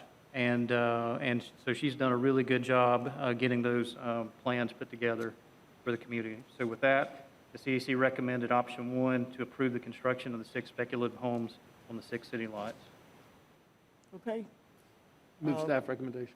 Second. Okay, it's been moved by the mayor to accept staff recommendation, seconded by Board Member Richardson. All in favor, let it be known by saying aye. Aye. Aye. All opposed? Thank you very much. Next, we will go to item 8.01. Madam Chair and Commissioners, item 8.01 is fiscal year 2022 Downtown District Promotional Special Event and Large Event Grant Funding. This is just like we voted on for the Greater Frenchtown South Side. However, the funding amounts is just a little bit different. It's $135,000 for the downtown district, and that's based on past approvals. So the recommendation is option 1 is to approve the $135,000 for the fiscal year 2022 downtown event programs, with $35,000 allocated to the promotional special event, which is a small event, and $100,000 allocated to the large event grant. In my briefings with a number of you, you indicated that a great desire from the community to get back together post-COVID. And what I had indicated to, I believe, most of you is that if there is additional requests above the funding that is allocated that meet the criteria, that we would bring that back to you all for consideration for the additional funding for those additional events. Okay, thank you, Mr. Tedder. Move staff recommendation, Madam Chair. Second. Okay, it's been properly moved that we accept staff recommendation by Board Member Richardson, seconded by Board Member Porter. All in favor, let it be known by saying aye. Aye. All opposed? Thank you very much. All right, Mr. Tedder, our next item is 8.02. 8.02 is the Challenger Learning Center of Tallahassee IMAX 3D Theater funding request. I don't know if you can get any longer title than that. So the Challenger Learning Center is requesting the CRA to approve $615,417 in CRA large project grant funds for the renovation of the IMAX 3D Theater. The grant funds will be used to improve seating, safety, and other amenities, and update the ADA accommodation of the Challenger's IMAX Center. The request was reviewed by the Downtown District DRC, which is the Downtown Redevelopment Commission, not to be confused with the city's DRC review process, on April 6th. They recommended unanimously to fund the proposed IMAX theater improvements at the amount requested. I will say that their deliberation, they struggled with this because this is not what we typically do for a government entity building to fund these types of requests. They had a lot of discussion about this should not set a precedent for anything moving forward. They understand that the conditions of COVID basically zapped every bit of the contingency funds they had set aside for these improvements over the last year, and they realized the value of what the IMAX brought to our downtown, bringing people to our downtown. And with that, we have the applicant here who will provide a very brief presentation. Thank you. Go ahead. Good morning, members of the CRA and CRA staff. Thank you for allowing me to speak to you today about the Challenger Learning Center's IMAX Theater renovation project. My name is Michelle Personette, and I'm honored to serve as the executive director for a couple of years now. I'd like to first start by thanking the CRA staff. You guys do truly have an incredible staff. They've assisted us and navigated us through this grant process. I'd also like to thank your Citizen Advisory Committee, the Downtown Revitalization Committee, for their unanimous recommendation for the funding of this project from the Downtown District Reserve Fund. Next slide, please. The Challenger Learning Center opened in 2003, and we've been a tourist destination and a community partner and an employer of 50 to 70 people a year. Just a community resource for the people living, working, and in downtown Tallahassee. Within our facility, we have a space mission simulator, an IMAX theater, a planetarium, multiple classrooms, learning labs, and we are open 363 days a year, over 80 hours a week, serving as this commission's desire to have an 18-hour downtown. We're currently the only entertainment entity, excluding bars and restaurants, that is open on both nights and weekends in the downtown district. We serve 40 to 60,000 students from across the tri-state service area, and approximately 100,000 people visit our facility every year. Our facility is truly a town and gown partnership. We were founded and fostered in the late 1990s through the support of FAMU, FSU, Leon County, the state of Florida, and the City of Tallahassee. Next slide, please. Some of the, next slide, please. Oh, there you go. The CLC does provide free every year field trips to Title I schools, teacher training in STEM subject areas, monthly community events. I think many of you have been to our Skies Over Tallahassee show, our community learning events, and we also for free provide teachers equipment to go into their classrooms. So while some teachers may not be able to afford robotics to teach their children, we loan them our robotics and they can utilize those in their classroom. I'm sorry, can you go back to the other slide, please? So why are we coming to you today for funding when we haven't come to you in over 20 years? Well, prior to the pandemic, the CLC has been able to maintain fiscal reserves. And we break the fiscal reserves into 4 pots. One is to invest back into our educational programs. The other is to provide scholarships and tuition waivers to students that reside in areas that are designated as economically disadvantaged. We also have a reserve for facility improvements and a reserve for operational hardships. Our reserve accounts, though, because of the length of the pandemic, has decreased significantly. So from March 2020 to February 2021, our revenue has decreased by over 90% from the previous year. This is truly the definition of a shuttered venue. So the significant loss of revenue coupled with our continuing expenses and managing to still keep some folks employed as we pivoted with our programs has significantly reduced our facility reserves. Next slide, please. To give you an example of some of the areas that we have been able to facility upgrades that we've been able to do from our reserves and from reserving the profits from previous years, we've been able to upgrade our IMAX theater previously, the projection system, updated flooring throughout, updated the planetarium, the teacher resource room, et cetera. Next slide, please. These are some 3D renderings of the upgraded IMAX theater project. Next slide, please. This image shows something that I'm most excited about. I don't know if you can see the yellow dots in that theater, the seats that are designated as yellow. One of the upgrades for this project is increased ADA accessibility, and those yellow seats are allowing us to increase our companion seating in our theater, which is, so anybody that is mobility challenged. Sometimes theaters have a certain section that they have to go to, and they're oftentimes separated from their families. We have included and nearly doubled the amount of companion seating so that if somebody in your family is in a wheelchair, they're able to sit right next to that person. But this also includes a timeline, and we are ready to start this project as soon as we receive funding. This is a breakdown of the costs of the construction project. We do have a 5% contingency fund in there because of the volatile construction market right now. Next slide. So in conclusion, and on behalf of my board and the staff and the members and teachers and students that we serve, I respectfully request the approval for the funding allocation of $615,417 for the Challenger Learning Center's IMAX Theater project. Thank you. Thank you. All right, let's open up for discussion. Mayor?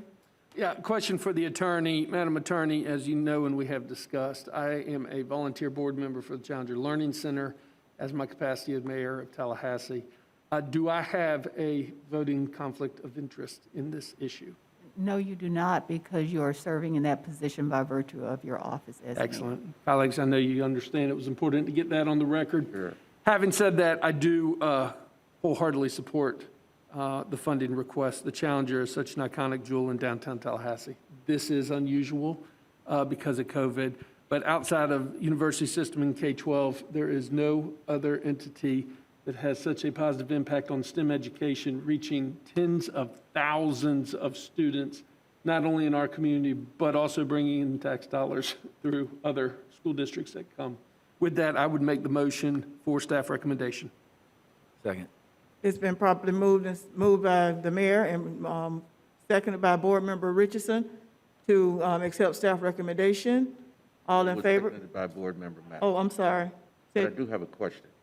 Oh, okay. All right, let's open it up for discussion then. Okay, thank you, Madam Chair. just to follow up with Assistant City Commissioner, City Manager Tedder, we talked about approaching the Tourist Development Council. Wayne, what was the outcome of that conversation? I did speak with Carrie Post yesterday. She actually called me back from vacation, so I appreciated that. She indicated that they do not fund capital projects with any of the funding they have at this point. It could be considered in the future, but right now that is not a program that they have eligible for funding. Okay, all right. Thank you, Madam Chair. I just Any other wanted to questions? follow up with that because this is, as Michelle mentioned in her presentation, a tourist destination. I thought there might be some opportunities to partner with the TDC Right. in some of this, but obviously there's not, so I'm willing to support. And we will recall that at the last meeting, Michelle did come and try to secure funding from the TDC, non-recurring funds, but was not able to, as the kids say, secure the bag. So she found another way to try to get that accomplished. So Okay. this is the other way. Yeah, I didn't recall that. That's why I talked to Wayne. about Yeah. it. Okay. Yeah. Okay, Board Member Matlow. Thank you, Madam Chair. I'm excited to support this project. I mean, getting people downtown is how we develop. If we lose, valuable resources that are attracting people to our downtown area, I think that can be detrimental. I did have one question, Mr. Tedder. The funding comes from the reserves funds of the downtown district. What's the balance of that fund? Rick, do you have the balance handy?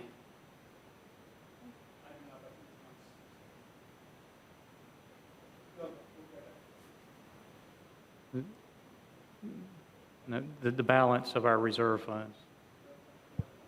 I believe it was close to $3 million. Is that correct? From our budget? Give me a few minutes, Commissioner. So you're trying to make sure this won't break the bank? Yeah, and just, I think in the future, anytime a big request comes out of a specific fund, it would be helpful to know the balance and for city policy or a CRA policy, just so we know the dollars that we're working with. I think I might know it, but I just want to make sure I'm correct. Okay. And but I do think of all we talk a lot about investment in the Southside Frenchtown CRA, because I know that's where a lot of our passion lies. And I think the downtown district also needs to have strong advocates for bringing people downtown. And Elizabeth Emanuel from the Downtown Improvement Authority, you've done an excellent job at leading downtown Tallahassee and making sure people recognize that there's a cohesive vision down here. And I think the Challenger Learning Center just plays a vital role in that. So that's why I support it.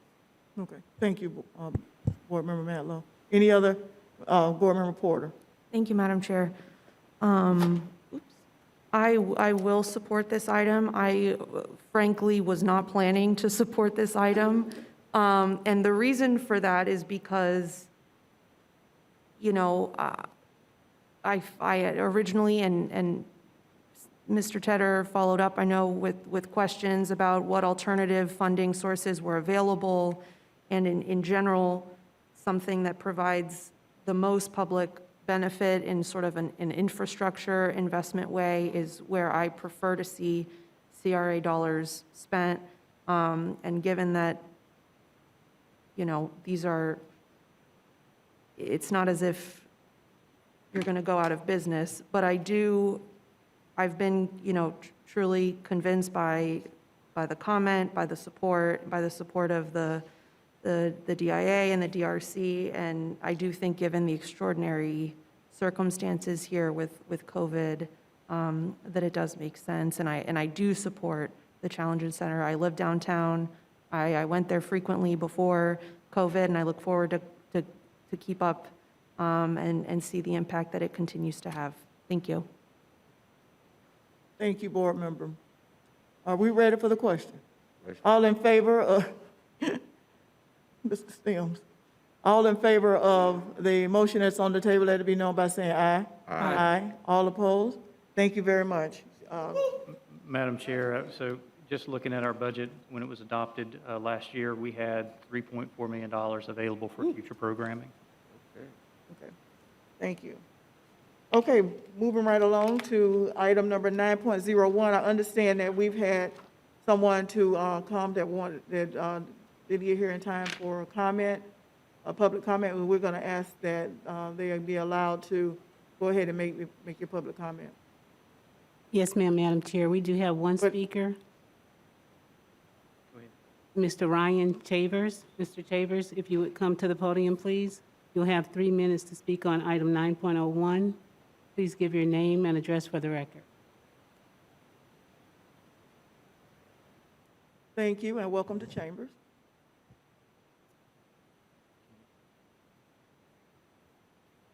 Thank you very much. My name is Ryan Chavers. I live at 219 East 6th Avenue. And good morning. I'm here to speak on the consideration of the TLH Arts, Inc. proposal. We appreciate your interest in building a community that values the arts. We applaud your willingness to hear from and collaborate with the incredible people who have worked continually on behalf of our city's creative culture. I hope it goes without saying that your constituents have so much to offer in that regard. And what is being proposed here now is an incredible opportunity for all of us to let everyone know that Tallahassee is a place that respects, nurtures, and sustains those who wish to expand on the beauty that surrounds them here. I'm 39 years old, was born and raised in Tallahassee, and I wouldn't have it any other way. I've been fortunate to be involved in many facets of our city's music community for over 25 years. If you've heard a band play, listened to the radio, bought an album, or danced in a club here in town, there's a chance I had something to do with it, and you're welcome, and/or I'm sorry. But everything I just mentioned was made possible by the guidance and encouragement of a vibrant community that values all forms of expression. The things I love most, who I am, what I do, is because of them, and I'm forever grateful. I and we want that for every person in our city who feels compelled to make something out of whatever they think and feel, and who wants the chance to share it with the people around them. It's not a lot to ask, but surely you've heard from plenty of us about how difficult that can be in this town. But it doesn't have to be. The proposal before you has the potential to overcome so many of the obstacles that have kept artists and the arts in general from thriving here the way that they can and should. I believe there are a few crucial considerations that will determine whether it is able to succeed. First and foremost being equitable management by multiple established, reputable members of the Tallahassee arts community who are willing to work by consensus. A strong focus on talent incubation and partnership and communication between the city and the people who are involved in the arts professionally and the artists themselves. And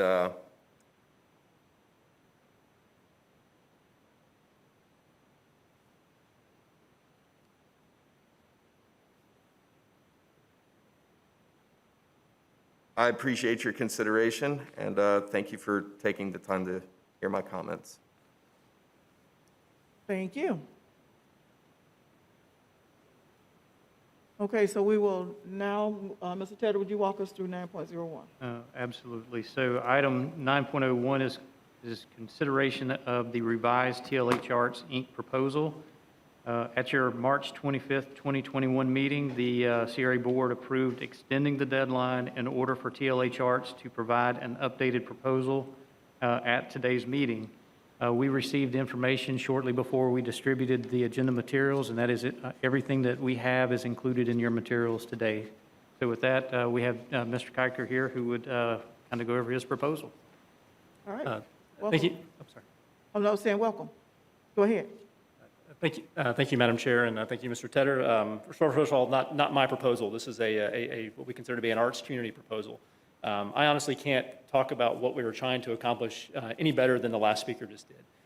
What I am here to talk about is what has transpired since our last meeting. First of all, thank you all for y'all's consideration, your patience, and the willingness to allow us to try to bring forth something that we know as a community we need The data reflects that, everything from the work done on the COCA side in terms of the inventories, but also the artists and professionals themselves in terms of what they need in our community.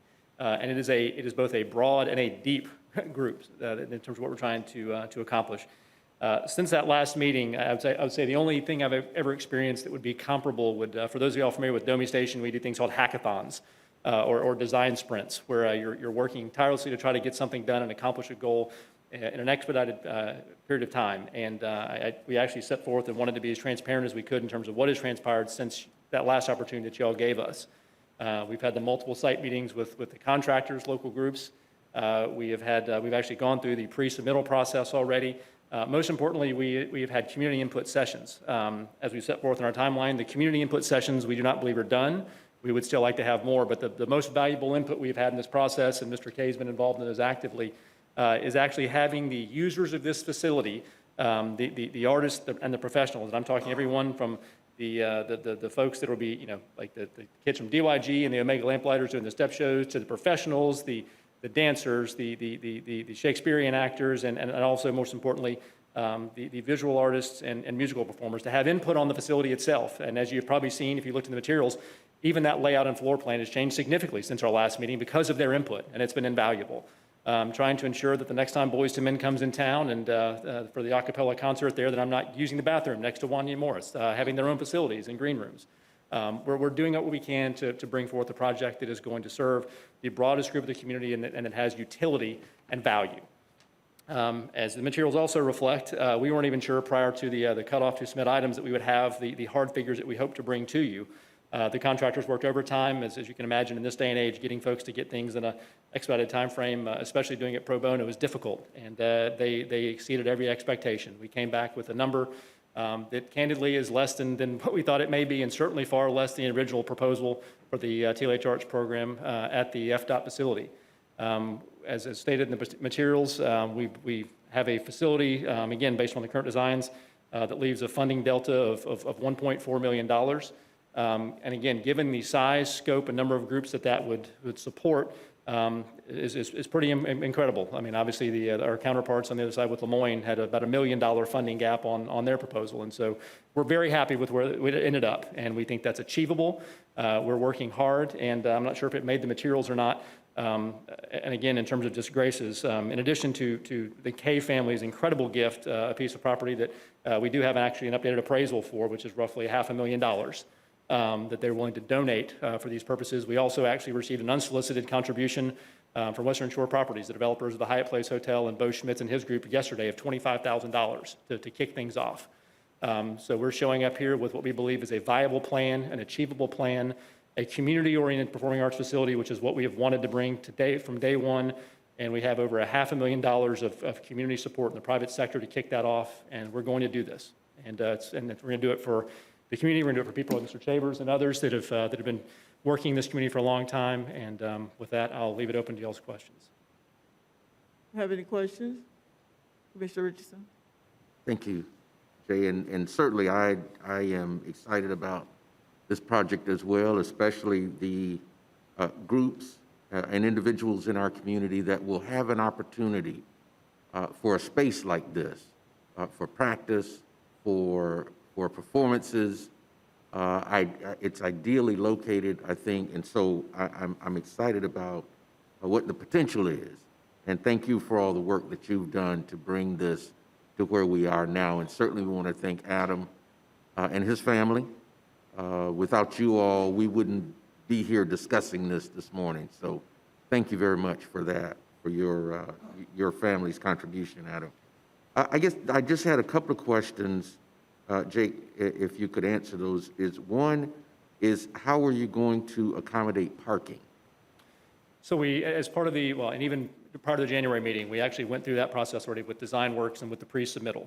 Okay. Right now, based upon the proposed use, the actual classified land use activity, there is sufficient parking based upon the existing code, just public parking alone between FAMU Way and in the area, which doesn't even account for the private parking, which is also within Railroad Square. Okay. As any of you all, I know, I've spoken to Commissioner Matlow about this.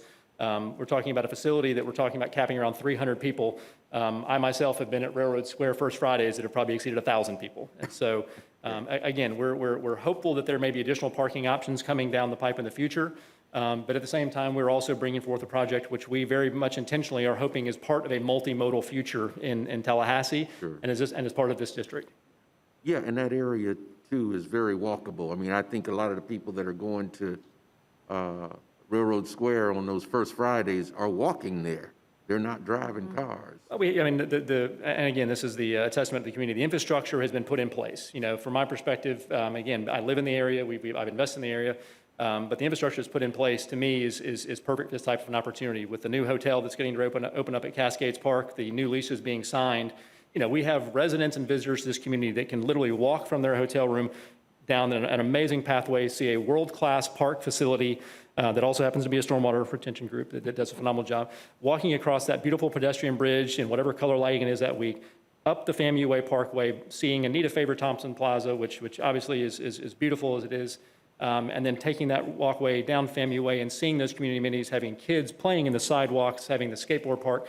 I mean, truly, this is the type of big city activity and type of engagement for our visitors and our residents on a daily basis that like, people like myself that have been here now for some time have always envisioned and hoped we would have. And we're getting there. Okay. And you talked about the donors. Hyatt House has contributed $25,000. Have you identified donors to get you to that 1.4?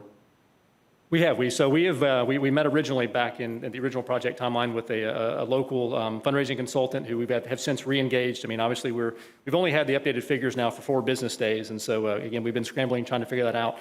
And candidly, that plan alone may change because right now we're dealing with a smaller number. When you were talking about a $5.5 to $6 million project, we were going to have to focus at a lot of Fortune 500, larger donors. That plan is going to change, but we will have a capital campaign. It will be organized, and the one thing that we want to reiterate is it's going to be quick. We want to move quickly. We think the momentum is here. The demand is obviously here, and especially coming off of COVID, understanding what the performing artists and these nonprofits have gone through.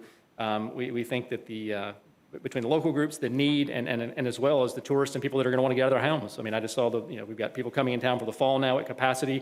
The demand is going to be there, and so we want to fulfill that as quickly as we can and leverage that as quickly as we can. Okay. And then finally, Madam Chair, I know I went over with Wayne during our briefing your proposed timelines for bringing this online. Jake, one of the issues that I had when we initially considered this item was that the money had been out there for 3 years, and and at that point, we still didn't have a concrete plan. Can you talk to me a little bit about that timeline? And because I'm anxious to see, I mean, I don't want to rush you because I know that there are some things you have to, but we're already 3 years in. Right. And so I'd like to hear how you anticipate expediting, if you will, that timeline to bring this project online. Certainly, and that plan, and this is something that our group spoke about very intentionally, is, and there's again, the benefit of the new location, and of course with the public, with the private donation, it also gives you some options. And so when I say that the number we have right now is at 3.2, we also know and have spoke with the contractors, and of course the development term, which that folks like to throw around, is value engineering, which is a fancy word for bringing it in cheaper and under budget.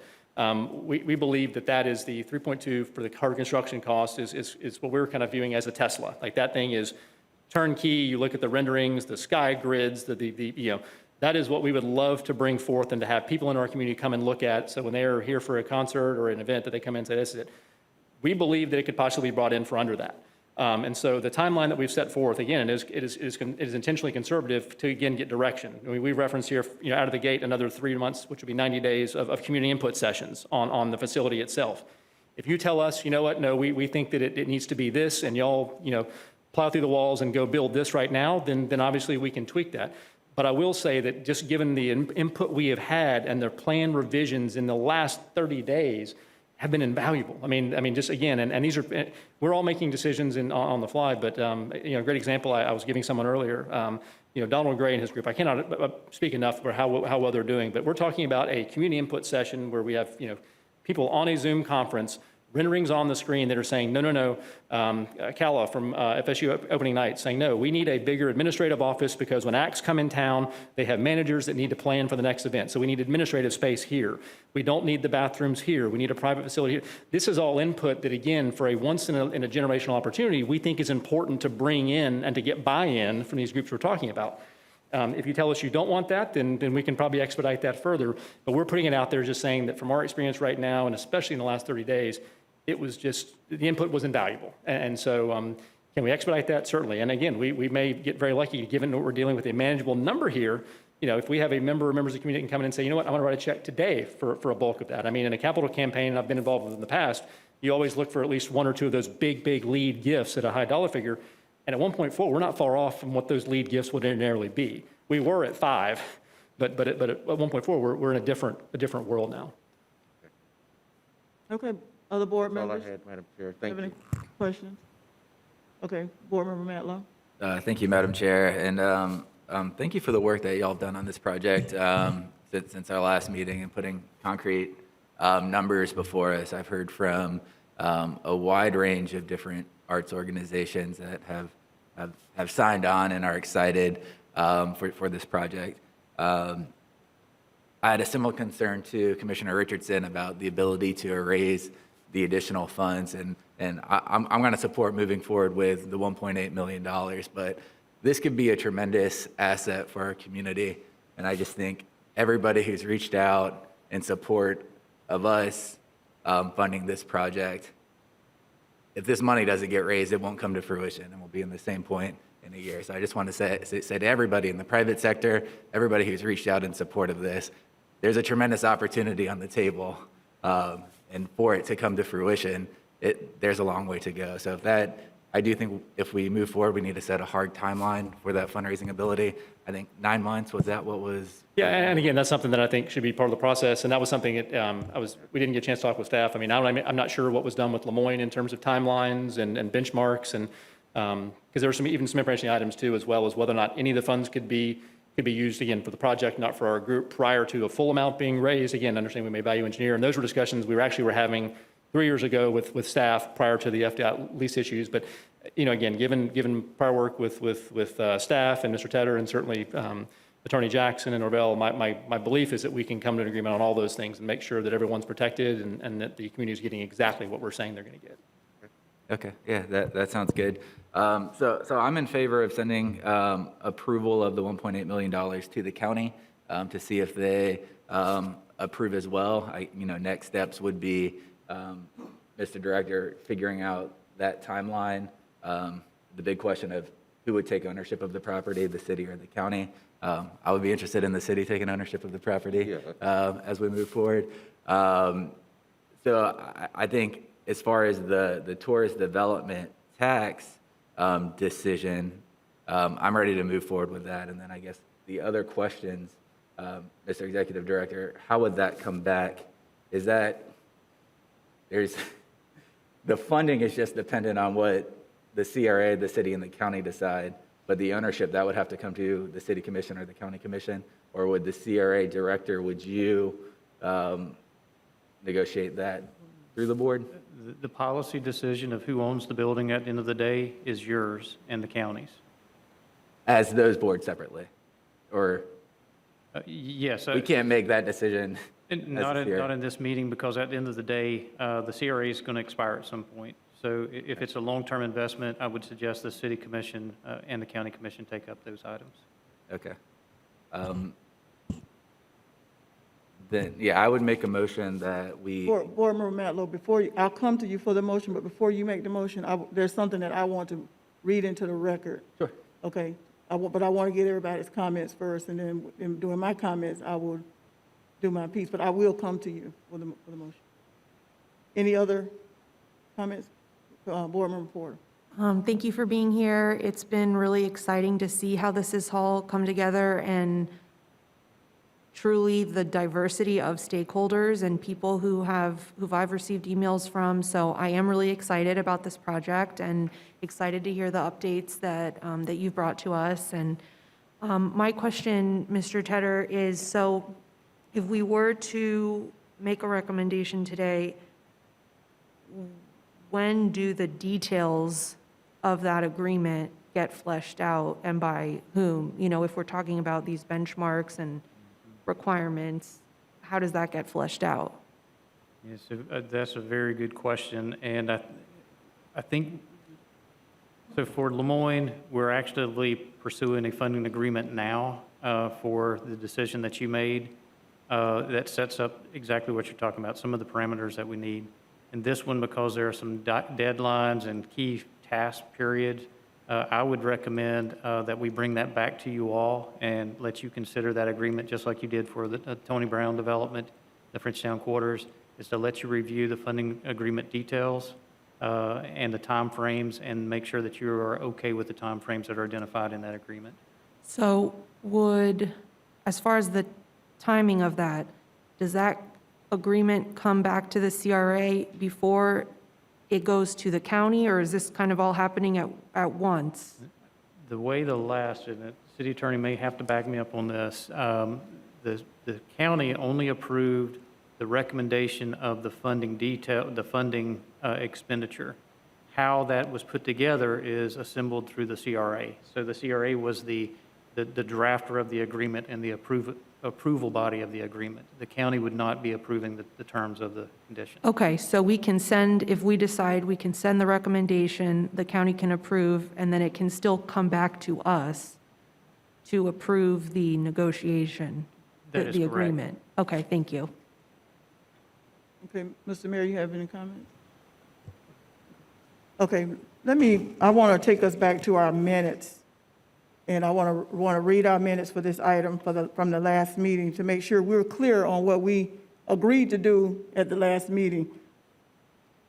9.01, update on tourist development tax project funds. Mr. Tedder provided a brief overview explaining the Leon County Commission did not approve the last recommendation. City Attorney Norvell confirmed that all the options are back on the table, but both the County Commission and City Commission must approve the recommendations. Commissioner Matlow asked if the original $1 million initially allocated to Lemoyne could be released. Mr. Tedder confirmed that they could. Commissioner Matlow moved to release the $1 million previously approved for the Lemoyne Arts Center.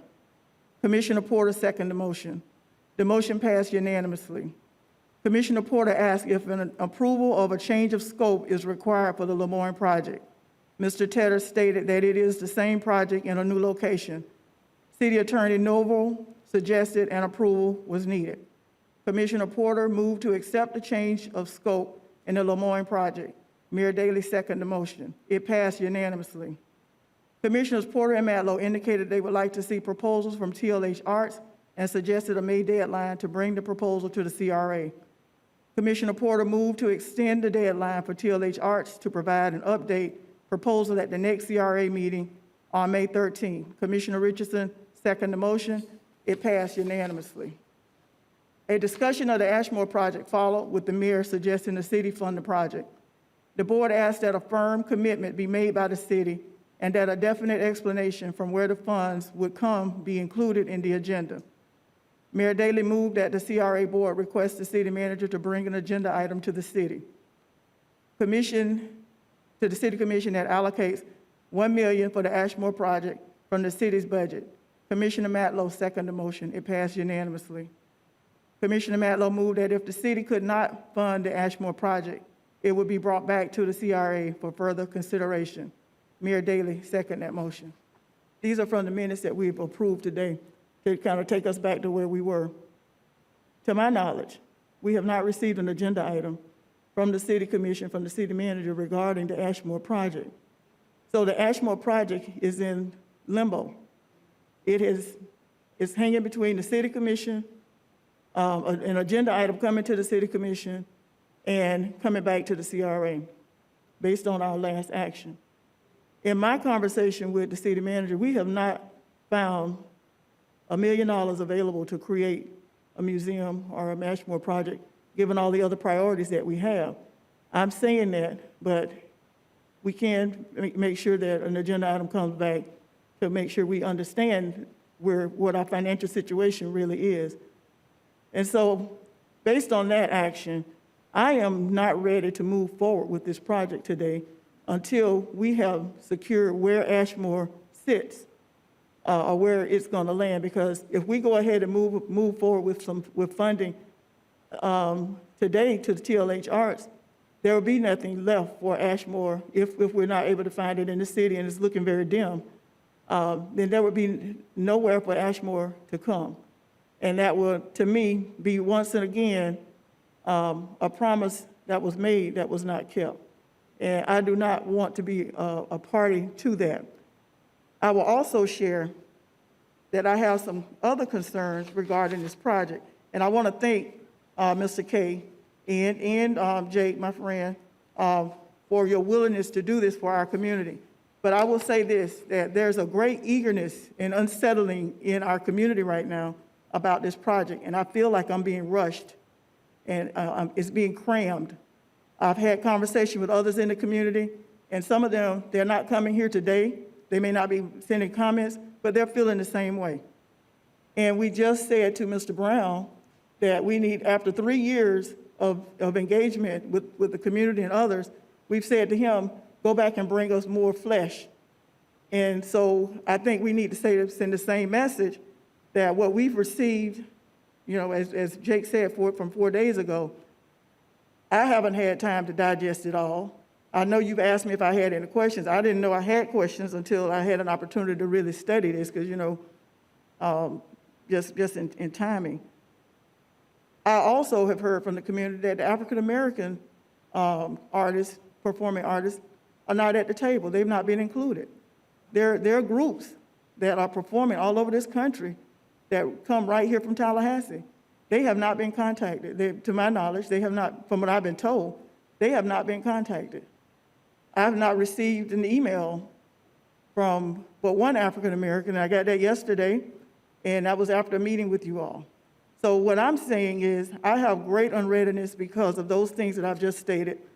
We have to go back to our minutes that we adopted today and make sure we are being good stewards of what we said we were going to do and what we were supposed to be doing before moving forward. We cannot, in haste, neglect our responsibilities of these funds and these things. And I also have more concerns about doing 90 days of community engagement. We all know it takes more than 90 days to engage a community, and especially where we're trying to do this. I see some numbers for the project costs, but we're seeing them now. This project has been around before I came to the commission and before I came to the CRA, but in the past few days, we received this. I'm not satisfied with what I'm hearing about the parking solution. We can't have cars parked all along the road and crammed into places and small spaces and what have you. And I know that many people are not going to be walking there. People will be walking or skating or, you know, we hadn't heard about this in a while, but the scooters. We've got to have a real good parking solution because otherwise the business in that area will begin to complain. And so for all of those reasons, I cannot, in good conscience, support this project today until we have clarity on all these other hanging pieces. And so whatever the will of the board is, I'm just on record that I want to follow what we said we were going to do and do due diligence and be a good steward of the taxpayers' dollars. So that's where I am. Madam Chair? Yes, sir. Thank you, and I honestly don't disagree with any of that.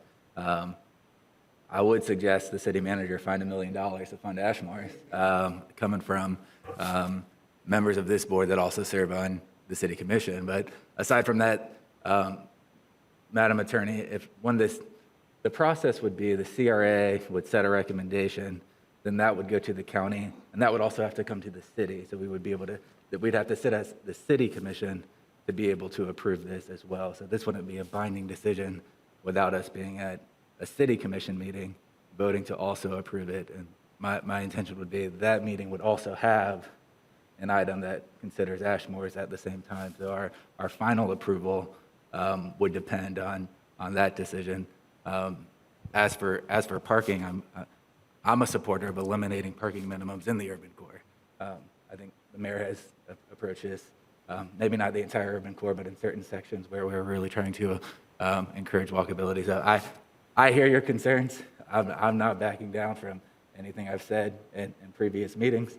And you would have my commitment at a city commission meeting if the city manager couldn't find $1 million, which I would highly recommend he does go find $1 million to fund Ashmore's, that I wouldn't support moving forward at that meeting. But with that said, I would make a motion that we send the recommendation for $1.8 million to the county to see if we can even continue the conversation, and then have a development agreement with the details brought back to the CRA. And it's my understanding we'd be able to make a affirmative decision at that point of all the ins and outs of timelines. Is that correct? Okay. I'm sorry, you were asking? I'm sorry, I was looking at Wayne, but he was nodding, so we're good. Okay. Okay, I heard your motion. I'll second Yeah, it. the motion was to approve the $1.8 million recommendation and send it to the county and city. I'll second that. Okay, it's been properly moved and second, and let me just go for, ask for discussion. Did I see your hand, Commissioner Richardson? Yes, I mean, thank you. Board Member Richardson? Thank you, Madam Chair. I guess my hesitation is if we take the approach that Commissioner Matlow, Board Member Matlow is suggesting, does that then put the project in limbo? Because if we come back and the city manager says he can't find $1 million in the city budget for Ashmore's, and then we reconsider our commitment, I'm not sure that that's fair, that we do that to TLH Arts. If that's what I'm hearing, if I'm... I have some similar concerns with the motion as well, in that why would we send something to the county to approve when we're not quite sure yet where we are with it? When we sent something before, we all voted on it and agreed to it, but right now we're not. What do we ask the city manager to sacrifice for that $1 million from the city budget? Affordable housing, other assistance. Because remember, these are TDT dollars, non-recurring, that came as a result of tourist tax. So now we're talking about impacting citizens by going into the city budget. Those precious dollars, where do they come from? And what do we give up in order to support the Ashmore project? Because that project is fit the criteria for the TDT dollars, not necessarily for the city budget. So I do have those same concerns that we would send it to the county before we're absolutely sure where everything is. Commissioner, the mayor, and then you, Board Member Porter. It was a great discussion, it really is, and I agree with everything that's been said. Ashmore's is a priority. Let us remember that our budget reflects our priorities. We set the priorities, and staff executes our priorities, and I agree. I think that the city manager will be successful in finding the solution to renovating Ashmore's because it is our priority. Now, I'm going to support the motion on the table. Not only do I think it's a great project, but let me also remind you, colleagues, that as it was pointed out, the process is first vote here at the CRA, second vote at the county, comes back to the city.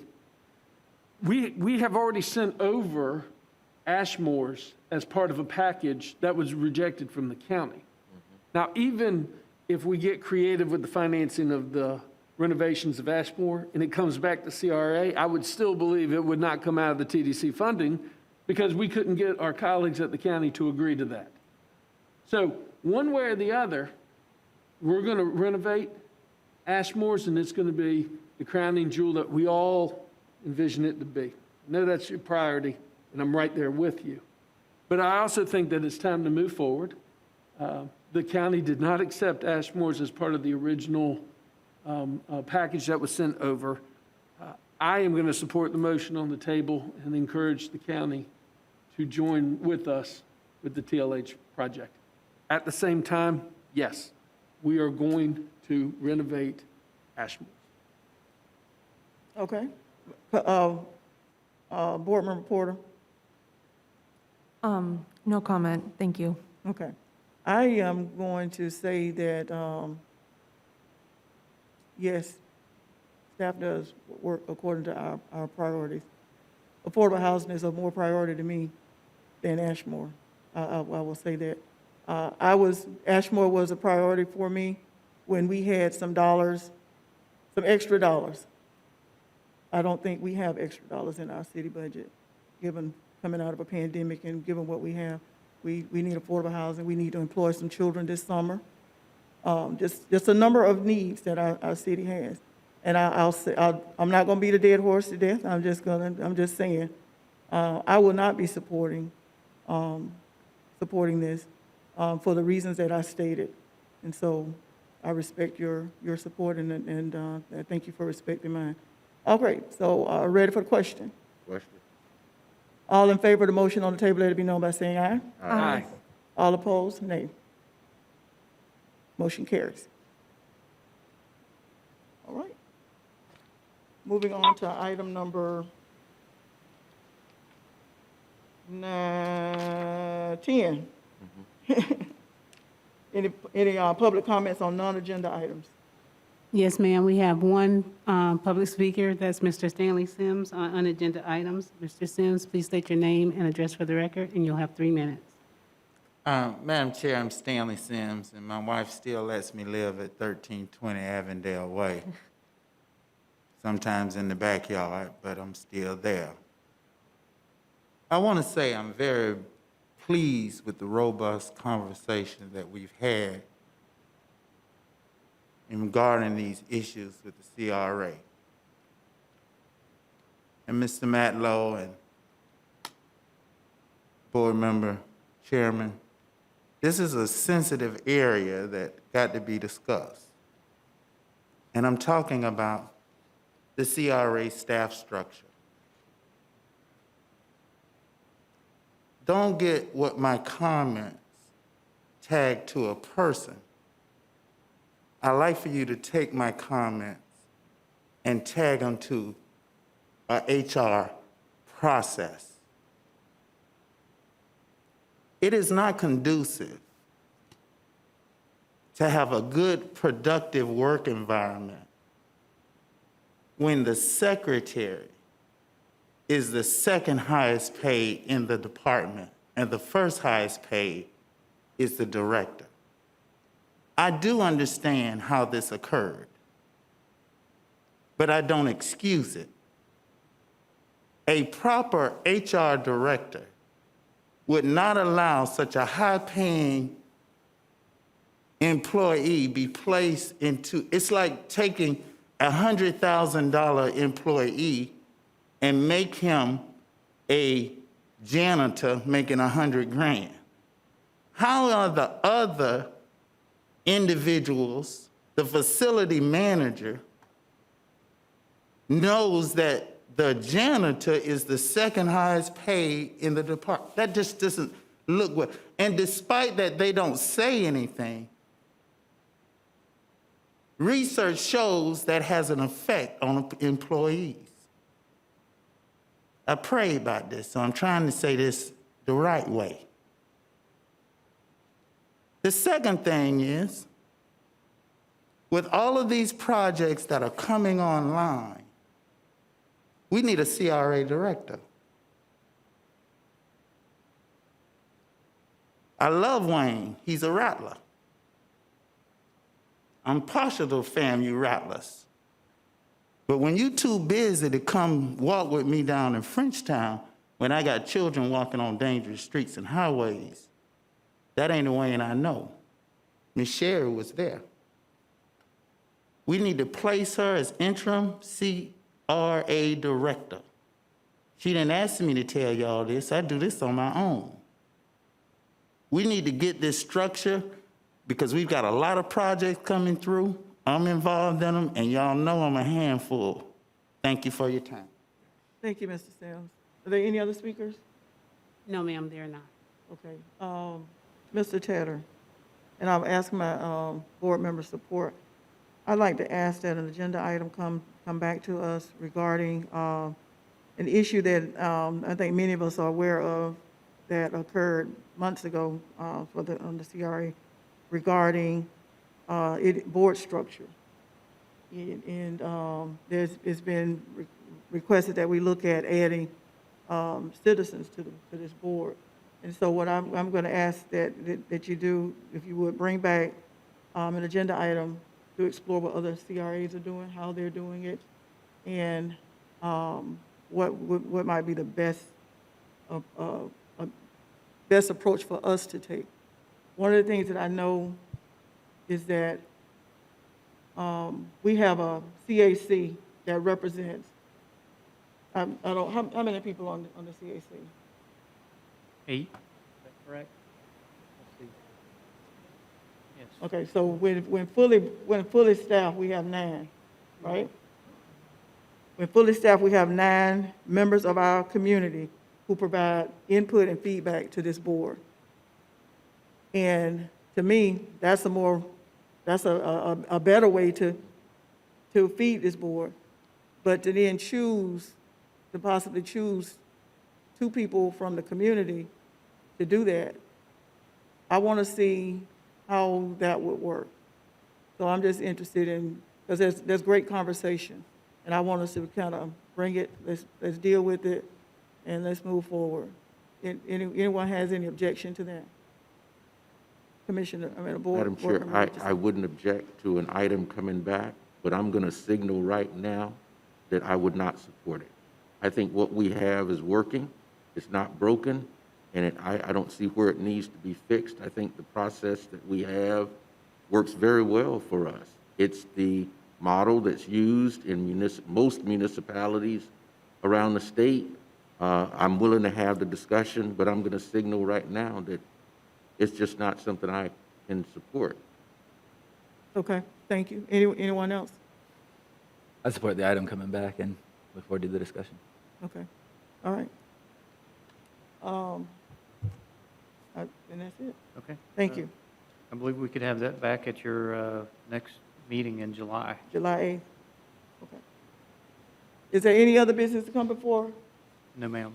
for this group? And Mayor, and then I want to say Mayor Pro Tem, but I mean Board Member Matlow.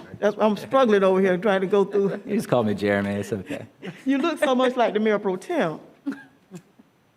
Mayor? Oh, thank you. No, I've just got a fun announcement to make. I just saw them walk in. We are all familiar with our dear friend, Mr. Tom Flanagan, and all the great work that he does. But let me take a second to introduce his brother, who is visiting, the mayor, Bob Flanagan from Frostburg, Maryland. Mr. Mayor, welcome to Tallahassee. It's great to see you, and look forward to catching up after our meeting.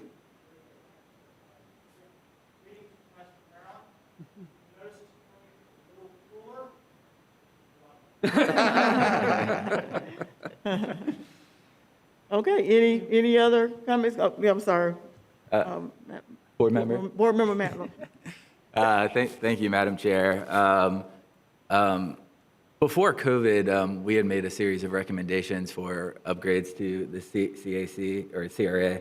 One of those was in line with the motion that you made. A couple other things I'd like to see solidified into policy is one, which we talked about today, having all development agreements always come before the CRA board for final approval. And then secondly,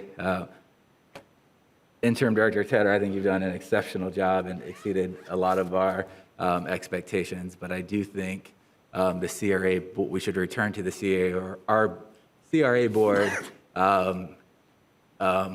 filling the position of Executive Director, and we've been in an interim position for over a year now, so I would like to see us officially advertise that position and also update our policy to have that decision made by the CRA board. I just wanted to put that out for consideration. Thank you. You're probably nobody happier than Wayne himself with that process. So I guess my question is, or what are you asking for? I wanted to put that out for consideration, but if we could bring it back as an agenda item to discuss that, I would make a motion to do that. That's what I'm asking. Is that what you're I'll asking? second for? it. Okay. Okay. Okay. And he's asked for an agenda item. I don't think we have to necessarily vote for it, but he's asked for an agenda item, and nobody has an opposition to that. Nobody has an opposition to that. Okay. All right, is there any other business, any other comments? Thank you, board. You are outstanding, and thank you all for tuning in, and thank you all for participating. This meeting is adjourned.